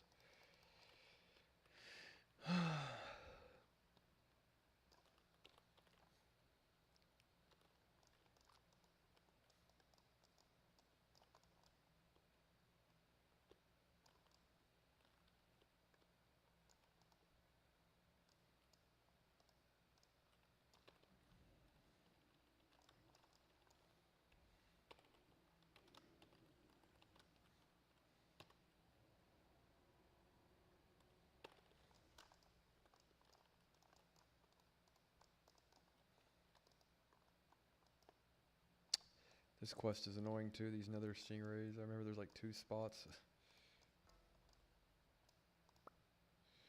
Oh, I guess you're gonna try and kill me too? I wish you wouldn't.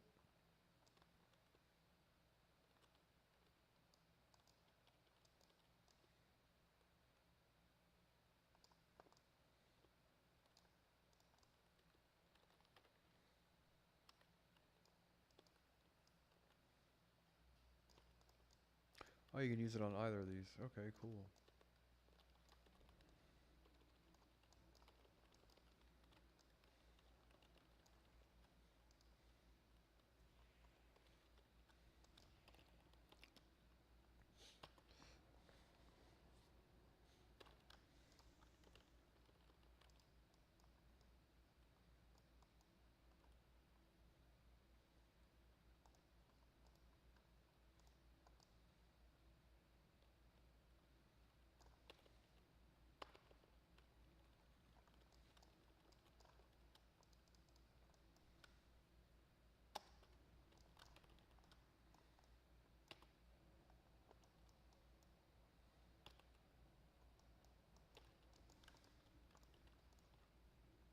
I forget the...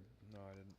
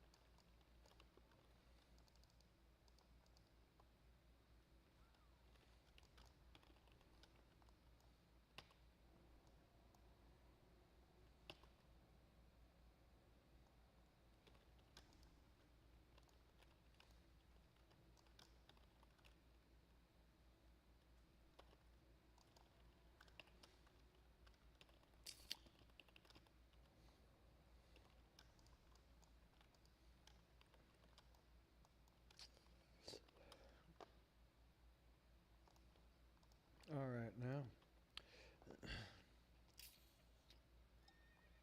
The schematic. Oh, I remember this quest. What a nightmare this one is. All the way through all this shit.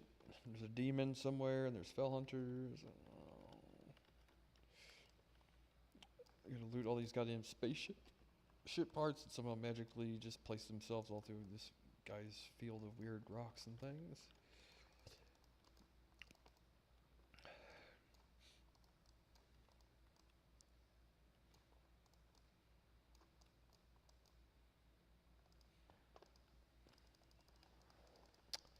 Item's not ready yet. It's weird.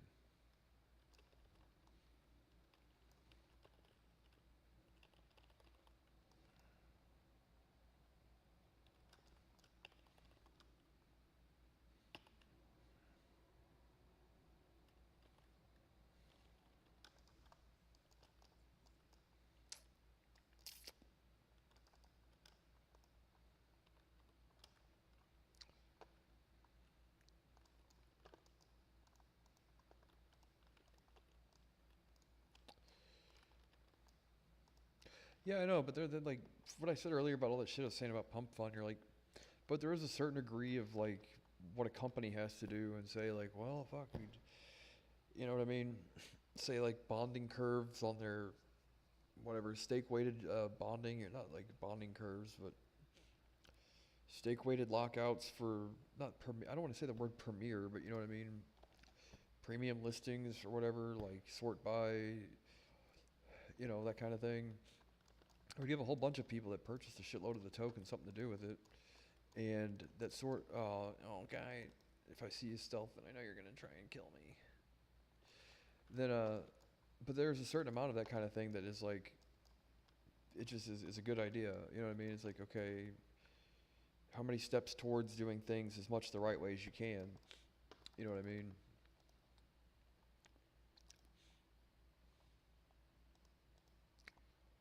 You know, and it's like a zero cost implementation probably. I mean, other than the guys having to code the thing or whatever, but sometimes those things that are, you know, PR kind of stuff, whatever you want to call it.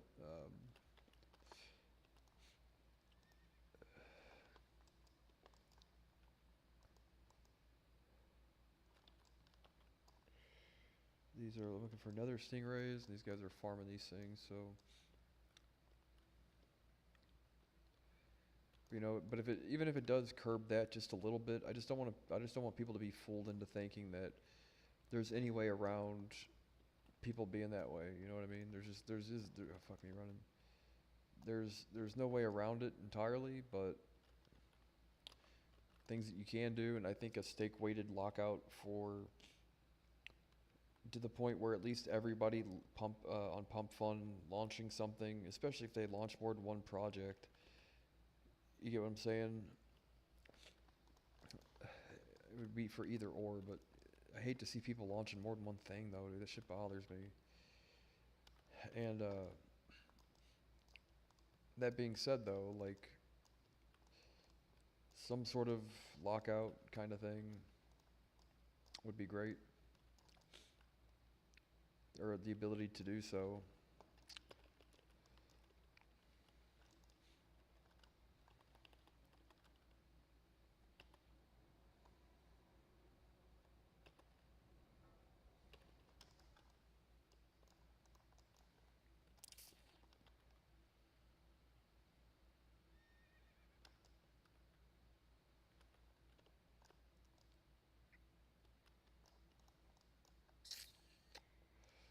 Completed that quest. Find some more of these nether rays. Aw, fuck me running. I hate this. I hate this part. Like flying mount is great here, but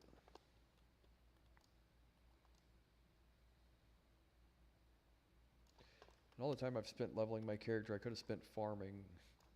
I'd have a lot more gold, but there's no fun in that shit really. Like it is for a time being, but I might have more fun just farming shit on my Shadow Priest eventually.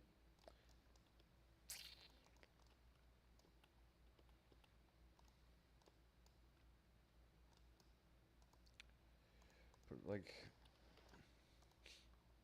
yeah, it's hard though to think that you could ever get to a point where a community would have to vote on whether or not somebody met their obligations as a meme coin developer. You're like, and what exactly does that consist of? Posting a meme every day? Or like, yeah, it's kind of hard to say. And they've all but figured out a way to work around developers just flat out rugging coins, right? Like they've gotten wise to that early on. Now they do the thing where they pre-purchase at launch and then slowly liquidate or extract instead of like all at once, you know?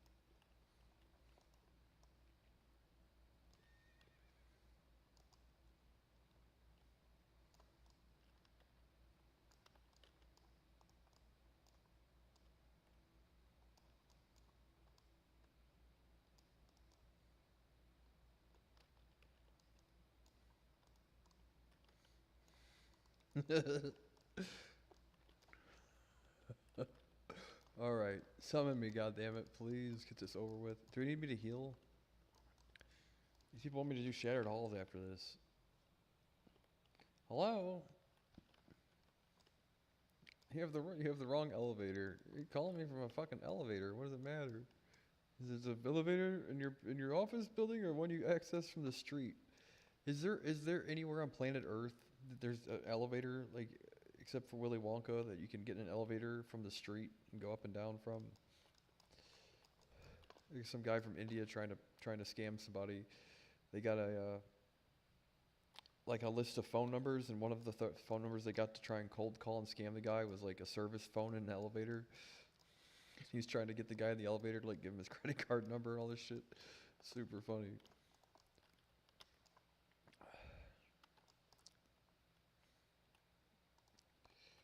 And he would not give up trying, dude. He's like, I'm in an elevator.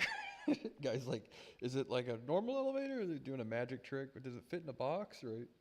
No, it's a fucking elevator, right? Trying to figure out how to get the guy's credit card number at all costs. Super funny.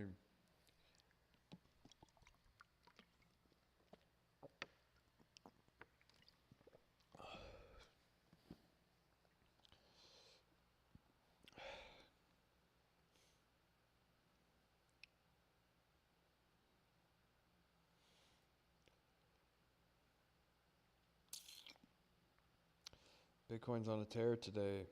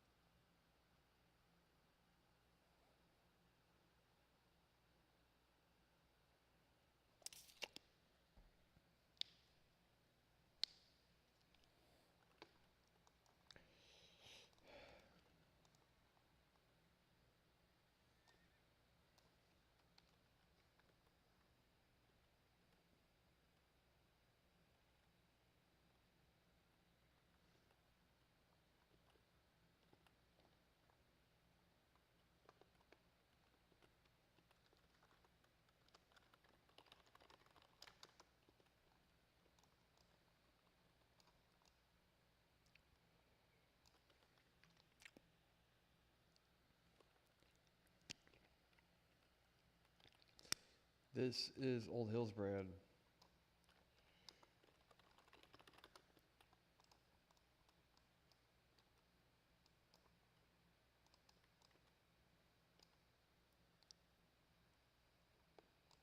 You have to. Oh, really? Oh, fucking. God damn it. Like, if you get to the Shattered Halls run, that's in the third instance, right? The server's reset in like an hour. I gotta have a fucking sign up to do a marathon then. It's all good. I kept reading Black Morass, and then they said Black Morass, and then they said Black Morass. Anyway.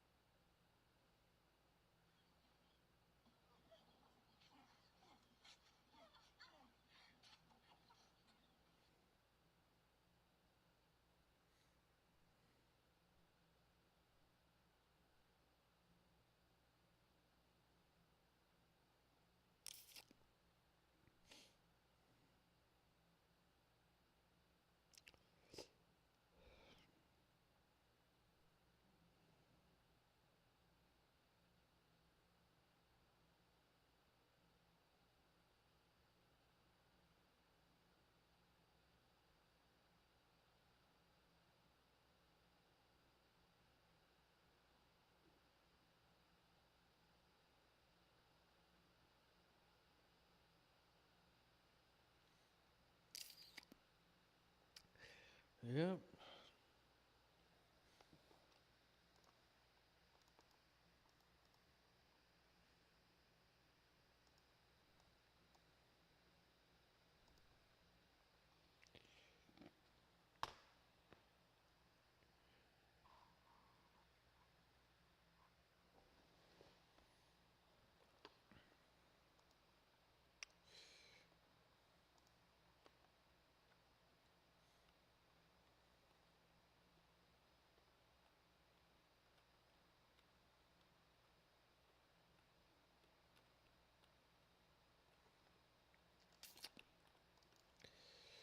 Try to heal.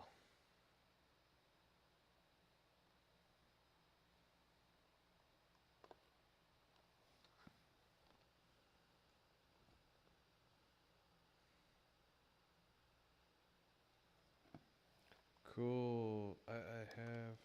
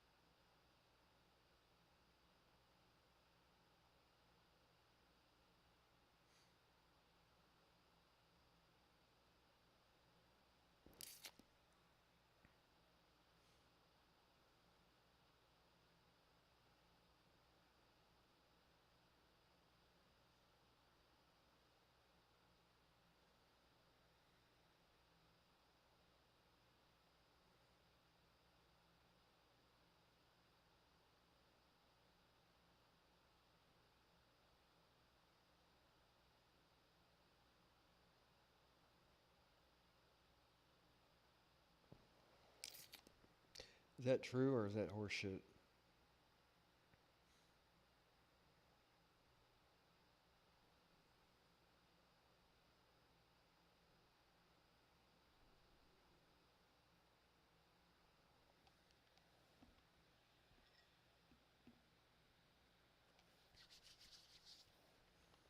I pray not, dude. That would fucking suck.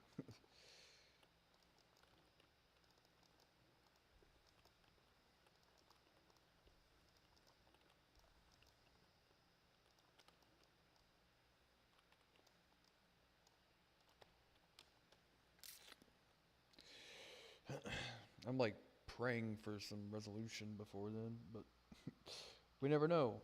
We never know what's gonna happen here.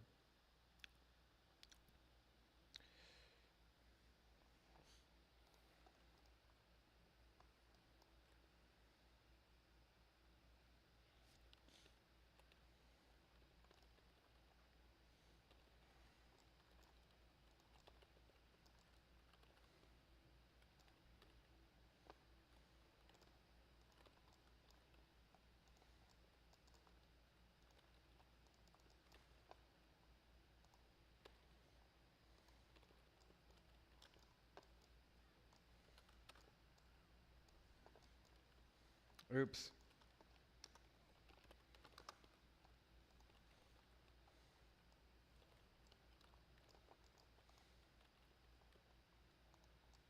Derped it. It's normally where my frost nova is, and sometimes I forget.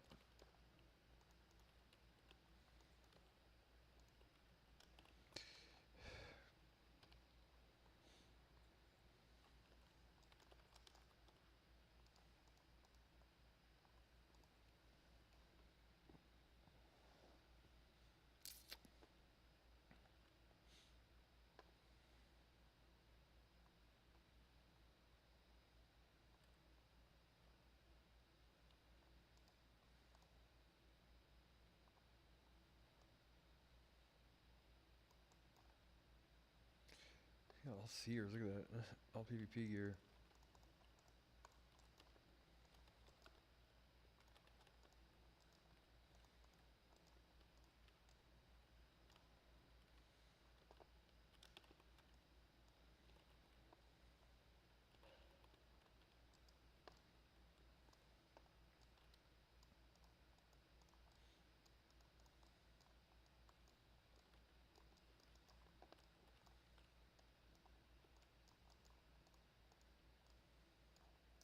he have the shield off fucking...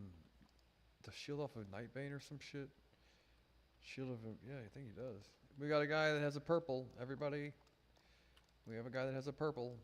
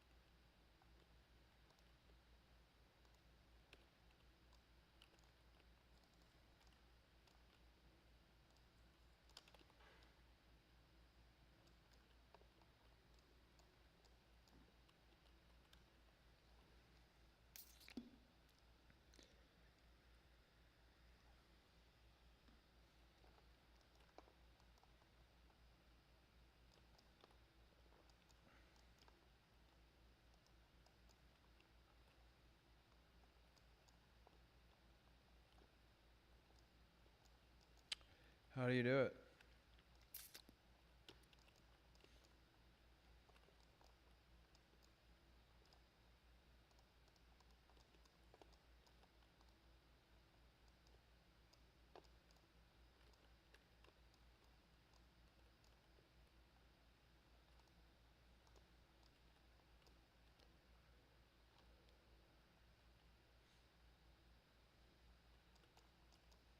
I did this quest already, right?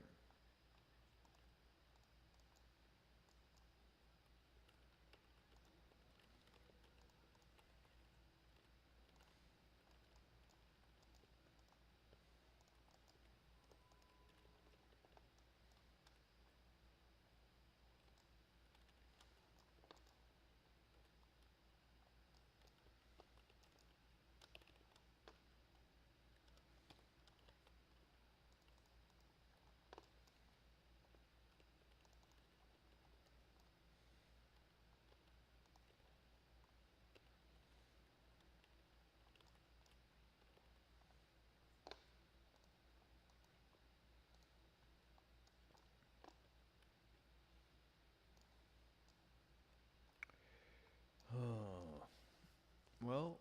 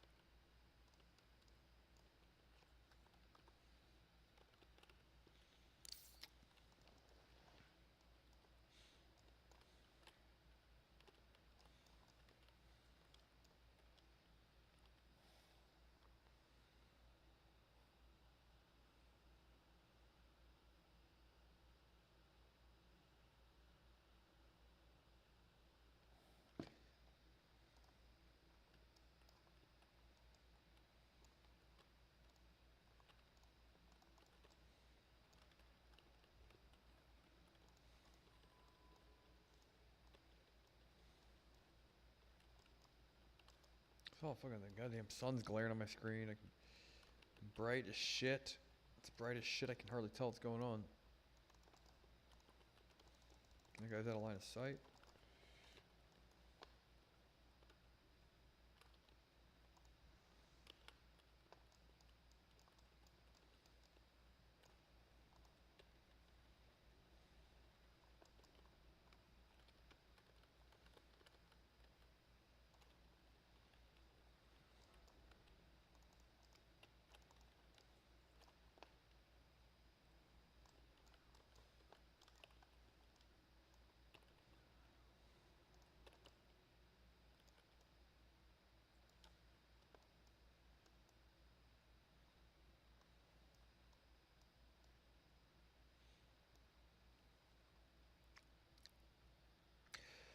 Five bars left, and then I can start maybe queuing up for Shadow Labs and stuff. And then you get like 60 to 70, or 69 to 70 super quick.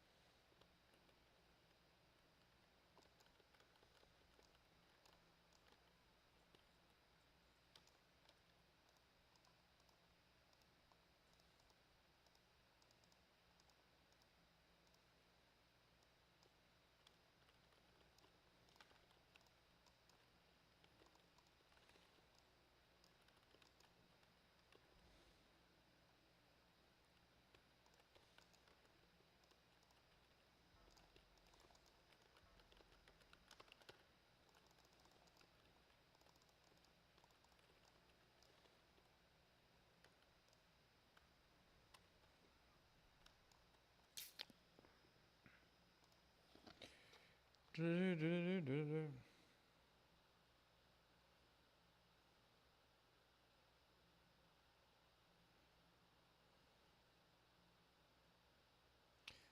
Ethereum right now. Trump said AI security just resigned.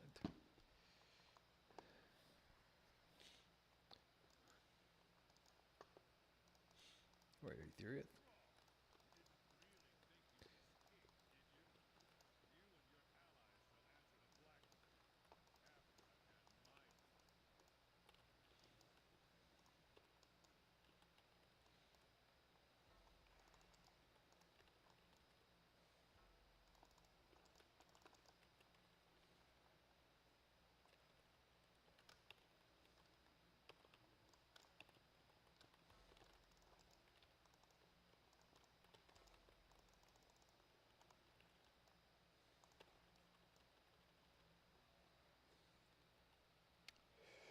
Is that better than what I have? No, I just need less shit in my bags, really. Less shit in your bags. Yeah, I can tell I'm like fucking change the sodium. I'm like just kind of blah. Not like sick, just tired, lethargic. They said it lasts for a few days. I have a I think I have it already though.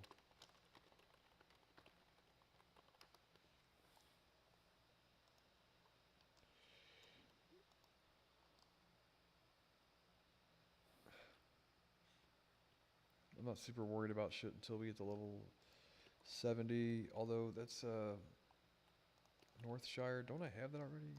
Or at least something with a similar icon, right? Yeah, I have that already. Yep, sure do.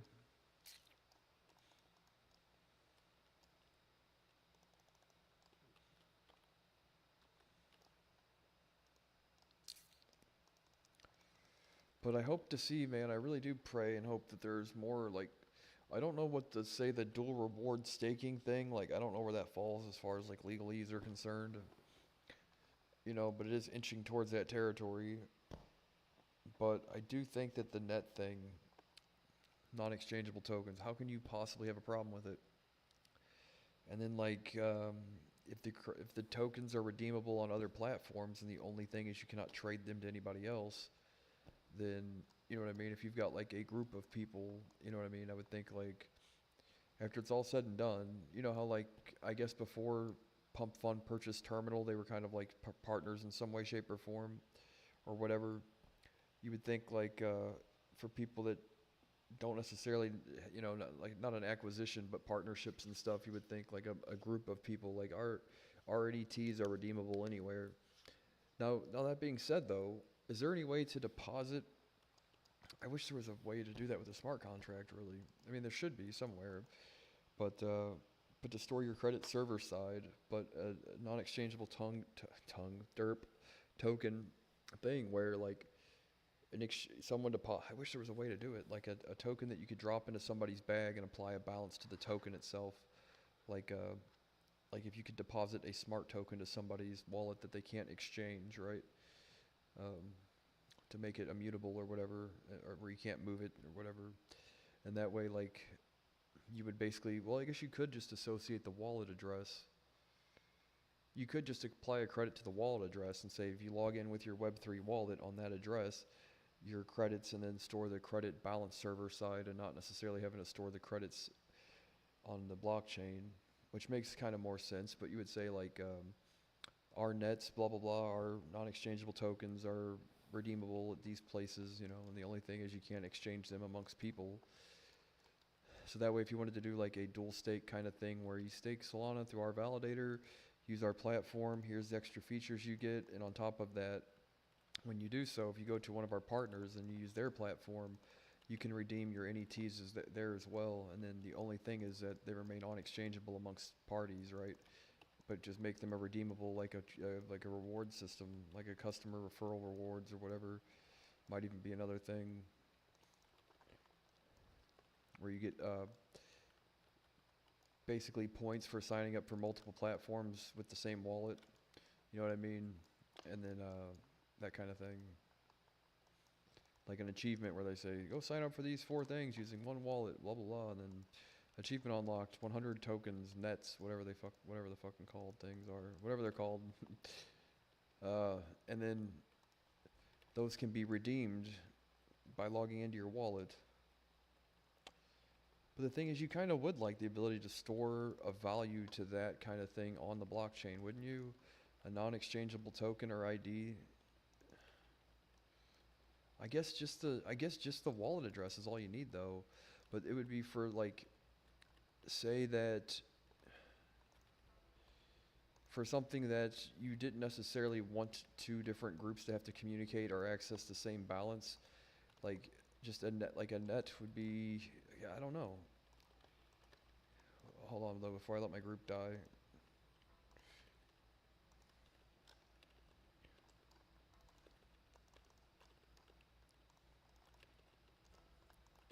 Y'all ran out of range.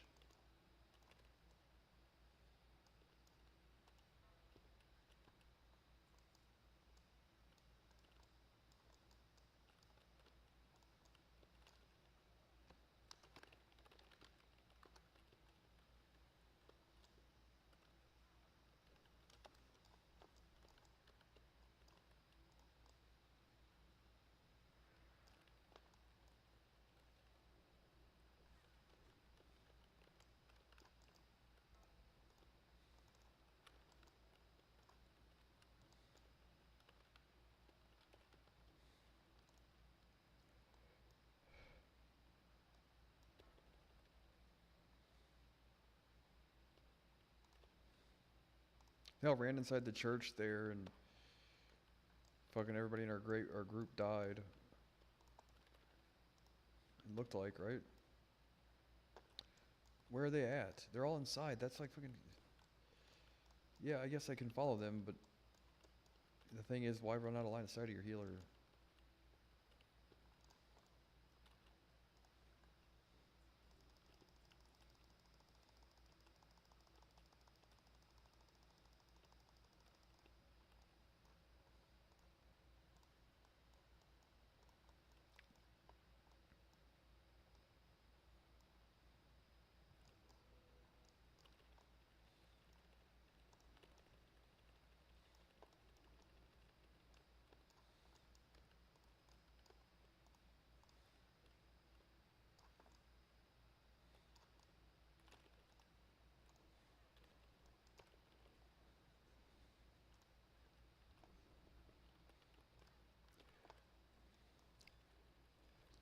That way you can see moves towards partnerships that don't require like a formal bonding union of some sort. You know what I mean? Like,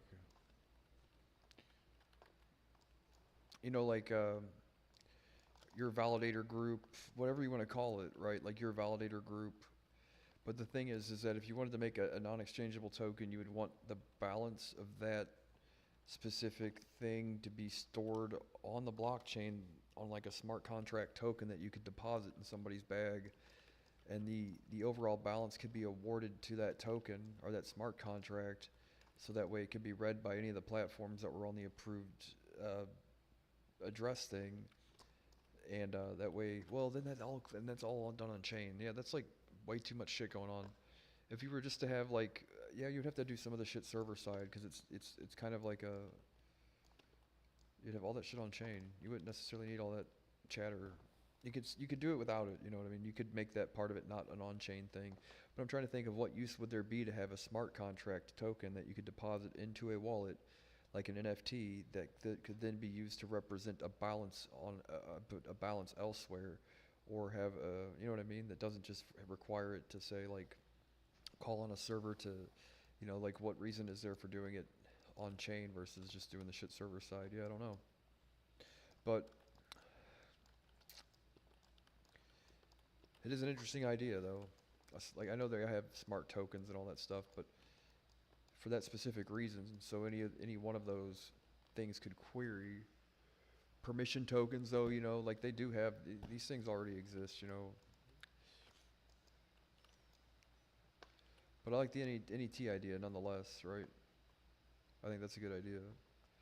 And then like your validator group is like, well, or you could just have one validator that partners up with a bunch of like companies, you know, or startups or crypto projects, and their NETs are redeemable for staking through their validator on any one of their partners, if that makes sense. That's pretty straightforward. I don't think that's too complicated. Doing this shit all server side makes sense too, you know, like if one server has to call on another server and they have to store the fucking the value of that centrally, yeah, that's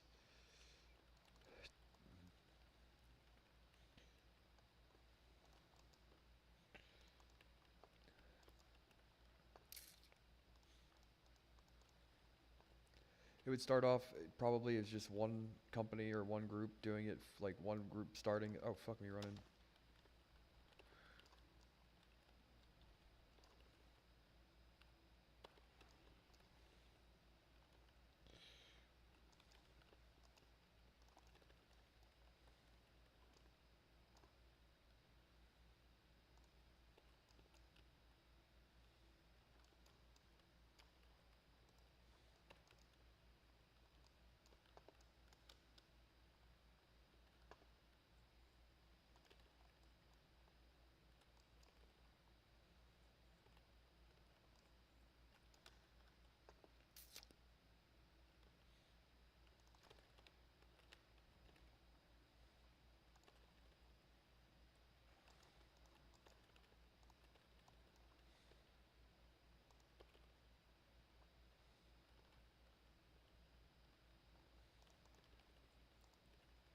What are you doing looting shit while we're in the middle of a fucking boss fight? Can you wait till after?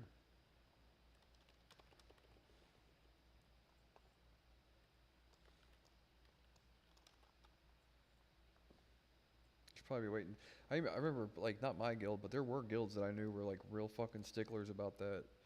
They'd kick you on the spot if you were fucking looting a corpse in the middle of doing content like that. They'd fucking flip the shit out.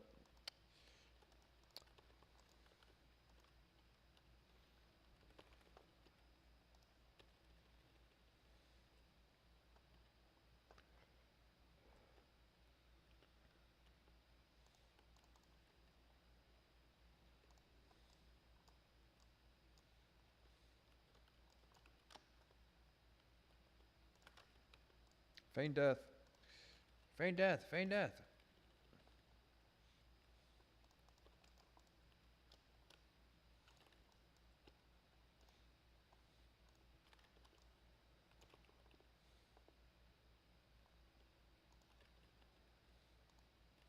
Yeah, if they all stayed in range of me that last time, they ran inside the church, I didn't see it, but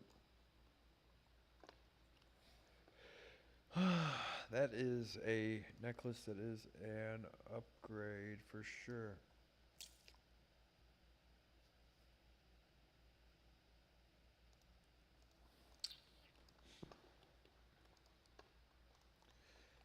I'm trying to think.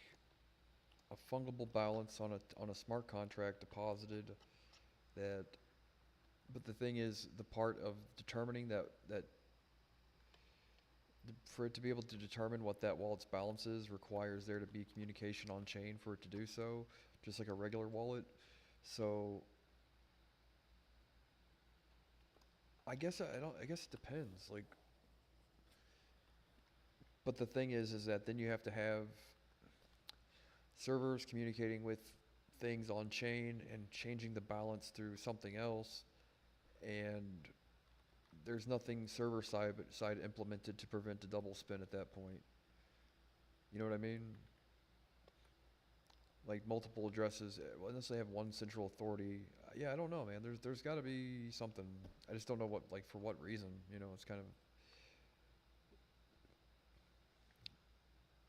but a balance that can be basically a smart contract and a wallet that I can't change the balance of, and I cannot change the token.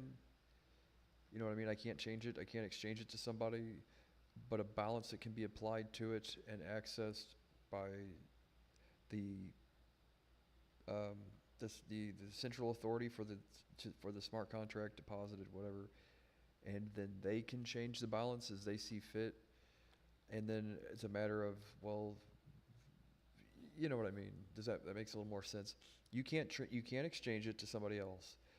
It can be sent to your wallet, And you know, are there really going to be fundamentalists that are like, well, I don't like it when people send me shit to my wallet. I don't want to have them to be able to do that. Or is it just like whatever? It's spam and it's email. There's no way to prevent spam altogether. But if you were to say like, I have a company, I deposit this as part of my smart contract into your wallet. Now I have the wallet that has authority over that smart contract that I deposited into your wallet, you know, or whatever smart token, whatever, like ERC20s or whatever, and like wrapped Ethereum versus regular Ethereum. Is Ethereum wrapped in a smart contract kind of thing?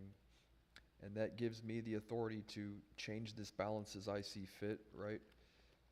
And you log into something. What the fuck? You log into something server side, use my service, and then whenever your session's over, I can then change the balance down to whatever, you know. That would require the server to send some kind of transaction on chain to alter the balance of that address.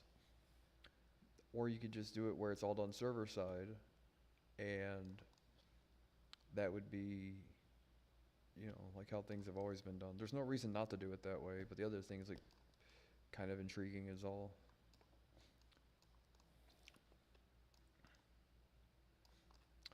Yeah, I don't know which one of these is Blackmore ass.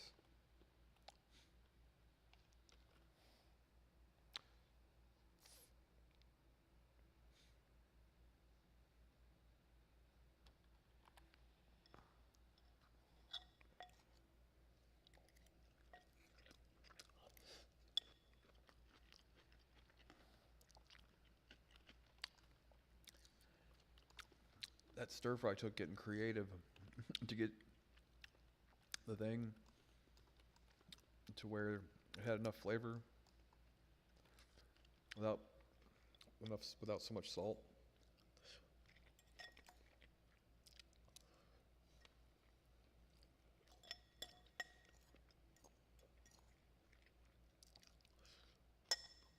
But the thing is like, what kind of makes more sense, right?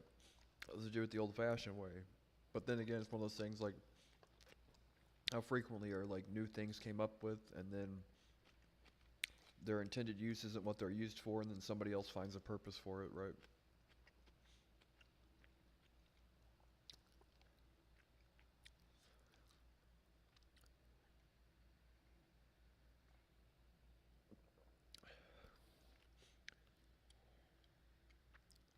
But as is with anything, like, well, I don't know.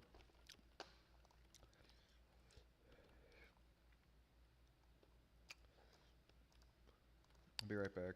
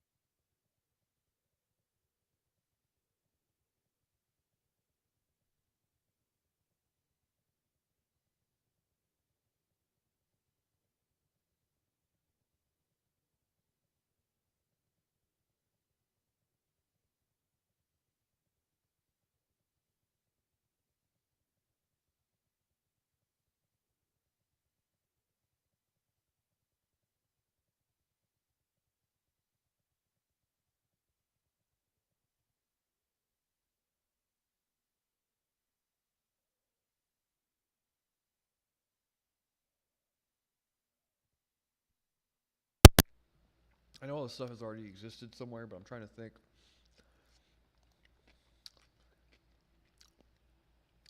I managed to make a really, really good stir fry. God damn it, dude. With minimal sodium too. Like probably 2,500 milligrams of sodium, and it's like 2,800 calories. So super duper. I know they say 2,300 is what you should eat, but when you reduce from 9 to 10,000 milligrams of this shit to 3, that's good. And increase your potassium intake too. That's even better. Tell them not sell swords. We gotta summon.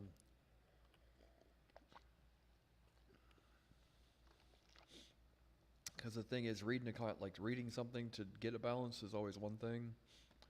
You know, it doesn't cost anything to read off of a smart contract, but like interacting and altering it. So the balance is displayed, but to alter the balance requires some sort of transaction. And that's a lot of chatter on chain for no real reason, since the shit can be done server side. But I do like the idea of binding your smart contract address through a third party to a validator, and then that validator providing nets, which are non-exchangeable tokens, credits that can then be redeemed on multiple platforms, so long as they can't be exchanged amongst people.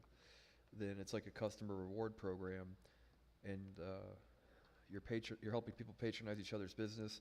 Then that way, not every company needs to run their own validator, because I guess it's costly. Not everybody has the Solana required to do it, but everybody can have access to that kind of thing. And then it stands to reason that a good validator that has a good business model can then help, seed capital for, possibly, one of the bigger validators, to help people do startups for like I say, not lower level, mid level, but like crypto startups are so finicky that it's, you know what I mean? And sometimes I'm a living example of like minimal amount of funding would have helped tremendously with Leah, at some point in time. And it just didn't happen, at least not yet. So that being said, like a minimal cost would have been great. Because we got the thing down to be as cheap as humanly possible. You know what I mean? I think that was the goal though, I really do. Like the goal wasn't necessarily, I get it, I really do understand, but doesn't mean that I shouldn't be fighting like hell to make the shit work, But the fact of the matter is like, think about getting graded. You're like, okay, did you come up with a creative way to lower the overall? Yeah, we did a really good job. Def did a great job. I just sat there and watched really and jerked off and cried and jerked off with my own tears. So they're jerking off, tear jerker, right? So they're jerking off with my own tears. I just sat there and watched and jerked off with my own tears. If that's any interest to you or not. Like I did anything. No, I didn't do shit. He did everything. The thing is, though, is that speaking for him, because it's shit he wouldn't say, right? It's like I would give him a good grade on decreasing the overall cost of the thing down to like just the API access for the X part alone was lowered from $5,000 a month to the overall cost keeping the lights on website.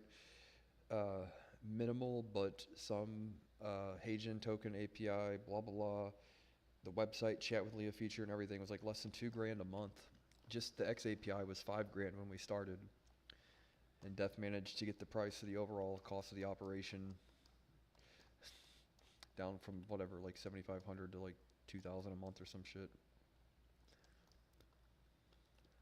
Which I would say is like, well, all in all, that's actually like way more important than the actual, you know what I mean? Like the fact that he was able to do that is the important thing. The cost is trivial, and I know that, but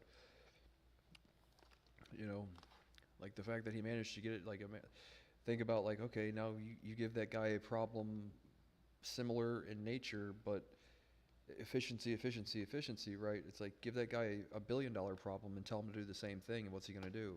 Cut the cost by like 80%, you know what I mean? So the type of shit people that pay attention should pay attention to, not necessarily the $7,000 a month. Like that's what some of these people pay to have their cars parked. You know what I mean? So I don't think that was not the point. The point was to see how creative that he could get with managing the shit correctly. And I would say lowering the cost of the overall operation down to like trivial, right? If I had one imaginary retarded kid on government disability or something, I could pay for the entire thing myself, but I don't. But my parents have that. My parents have that problem though. They have one imaginary retarded kid collecting disability. Me, yeah, no, I don't get disability, but I am retarded. I should get a check for it though. I really should. Oh, it's a Doge thing, right? Yeah, imagine if it was the government efficiency, right? No, he would get great points. Getting ranked on Doge efficiency shit, right?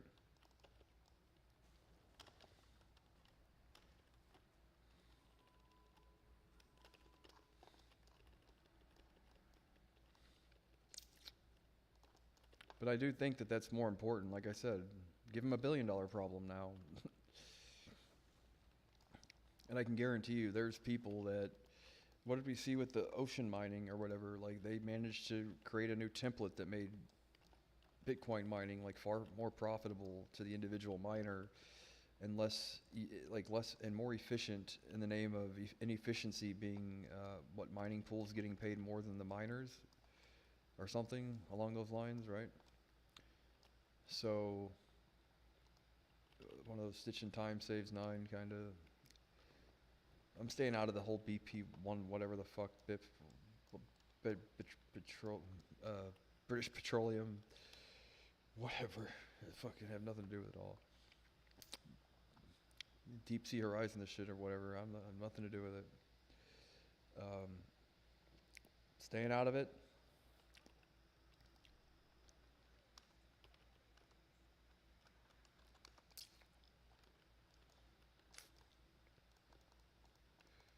But that's the point.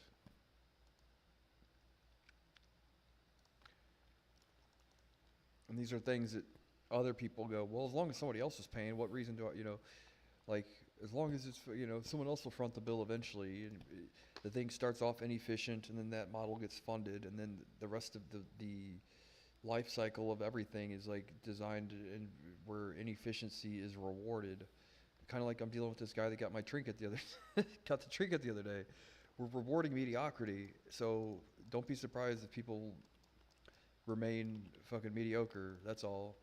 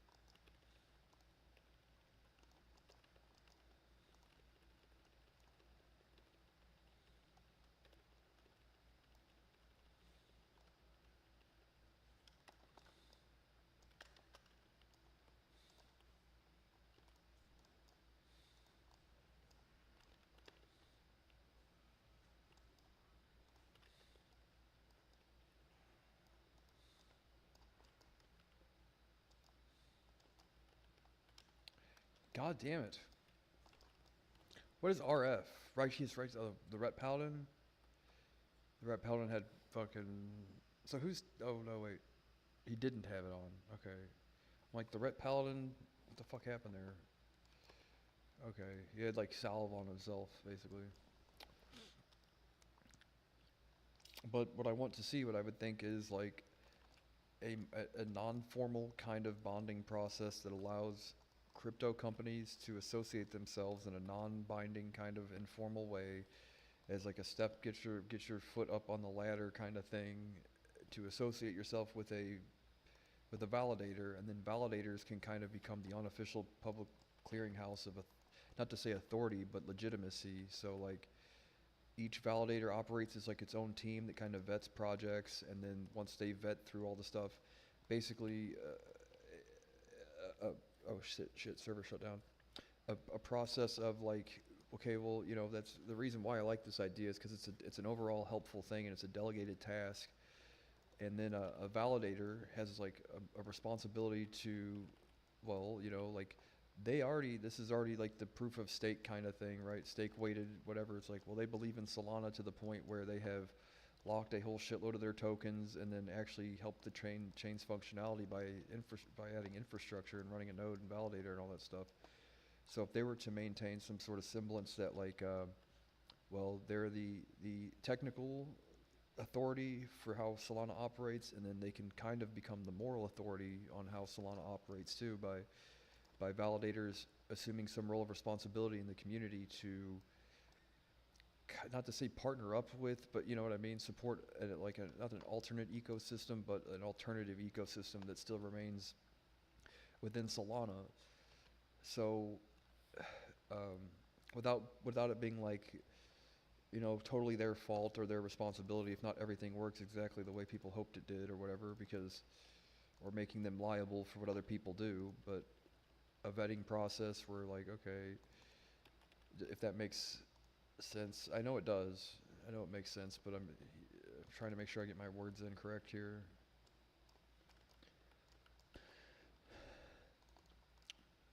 They are the technical authority, but you also want them to be, I would hope to see them be the moral authority too.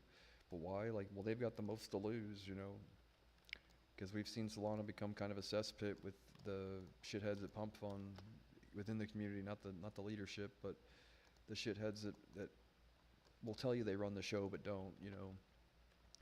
And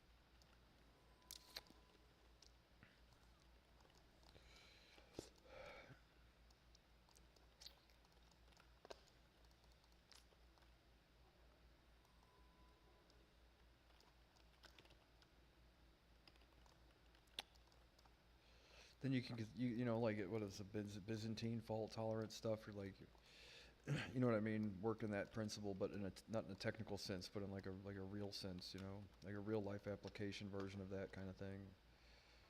Those are the generals, right? Kind of.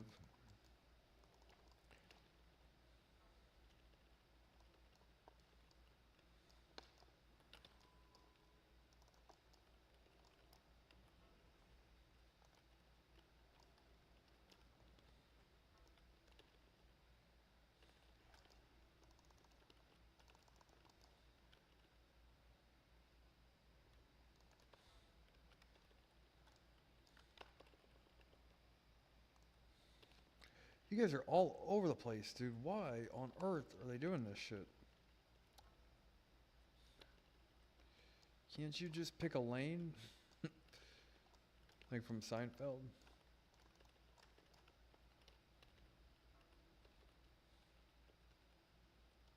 I don't have any fucking mana, guy. If you get hit again...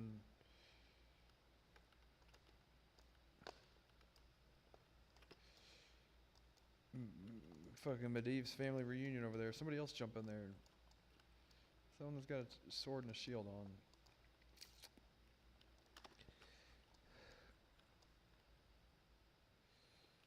This shit is super lame. We really need to pull this together or else this is not going to work. I'm We have to wait a second. Wait.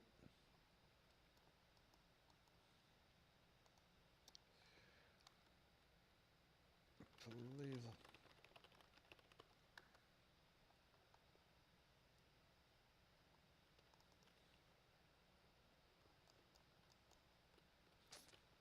Or just jump in there and fucking... Whatever.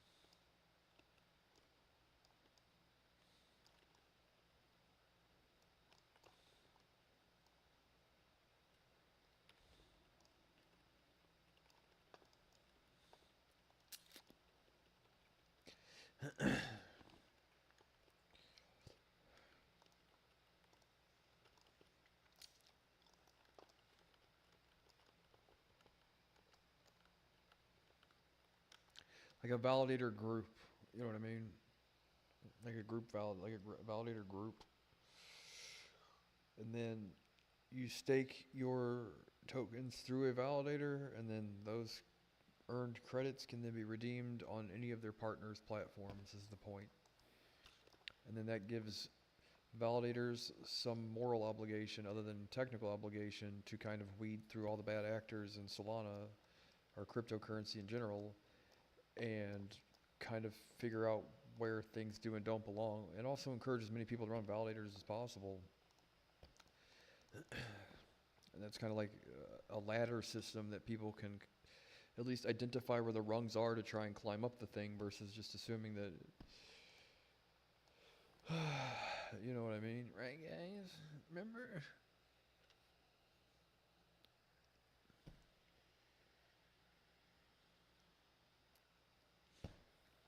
Oakley dokley.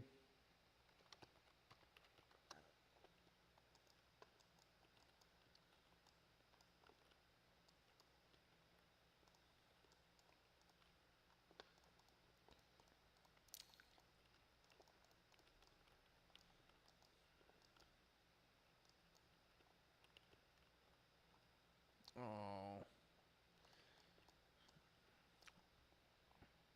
we'll be all right. We got 7 minutes left till shutdown. Doo doo doo. We'll get through it, but we need what did he say? Healer on thing 10 here. Just let the tank get aggro, for the love of God. They don't have salvation.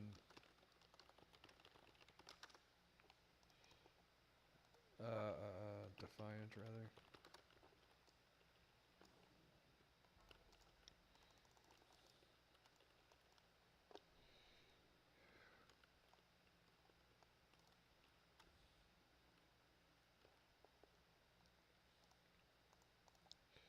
That guy kept pulling aggro.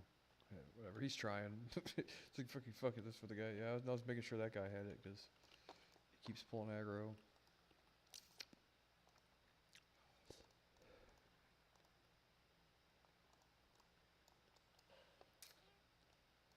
Mage and Hunter.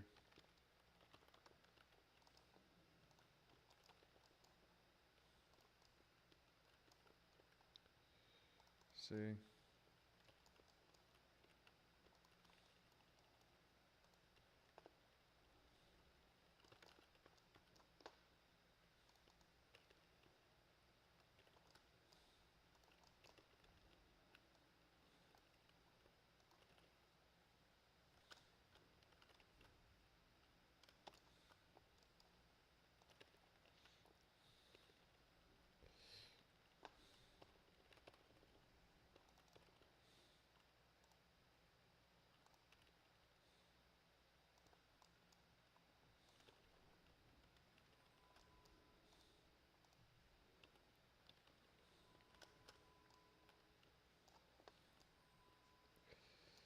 Oh, come on now, dude. It's just brutal. Give salve to the DPS. Can you give salve? How'd you get this one? Can you salve?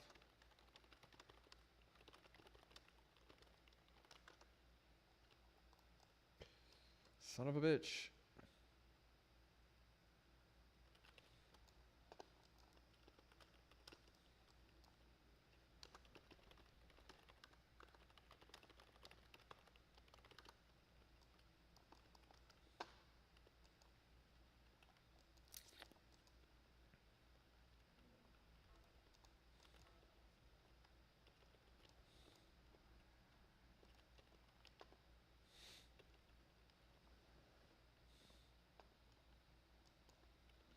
I'm not to say these people are playing like shit, but come on now. That guy needs to be able to salvation the DPS because they fucking keep pulling aggro. There he goes.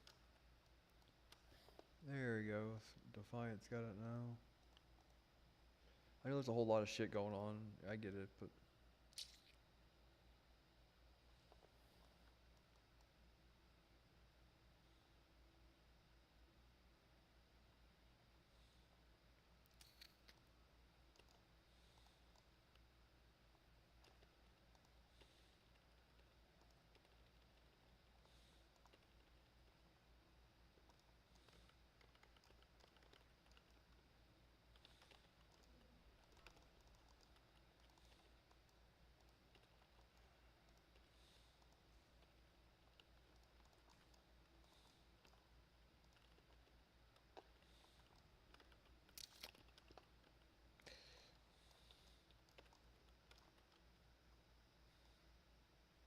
3 minutes. And then, well, shit, dude, we might not get it.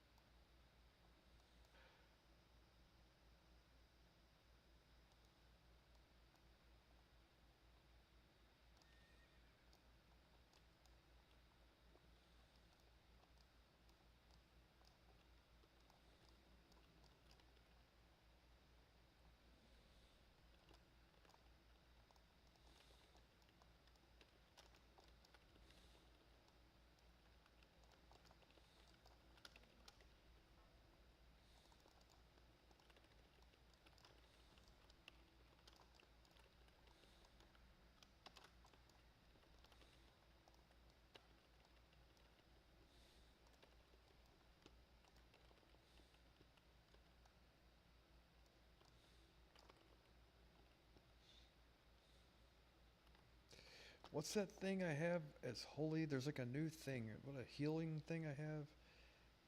Binding heal, mending. Come on, I saw it the other day. I'm like, don't I have enough of these things? Is what it was. Prayer of healing, binding heal, mending. Like a whole other fucking thing.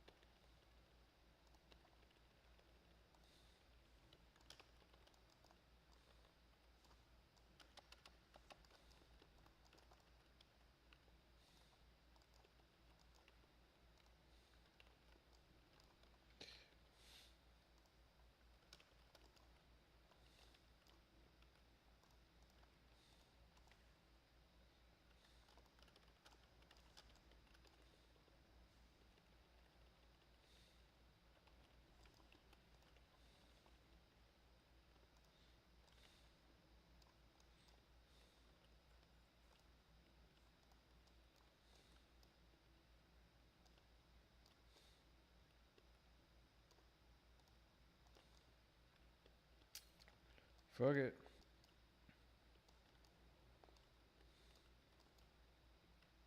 That was fucking sloppy and scary and shitty.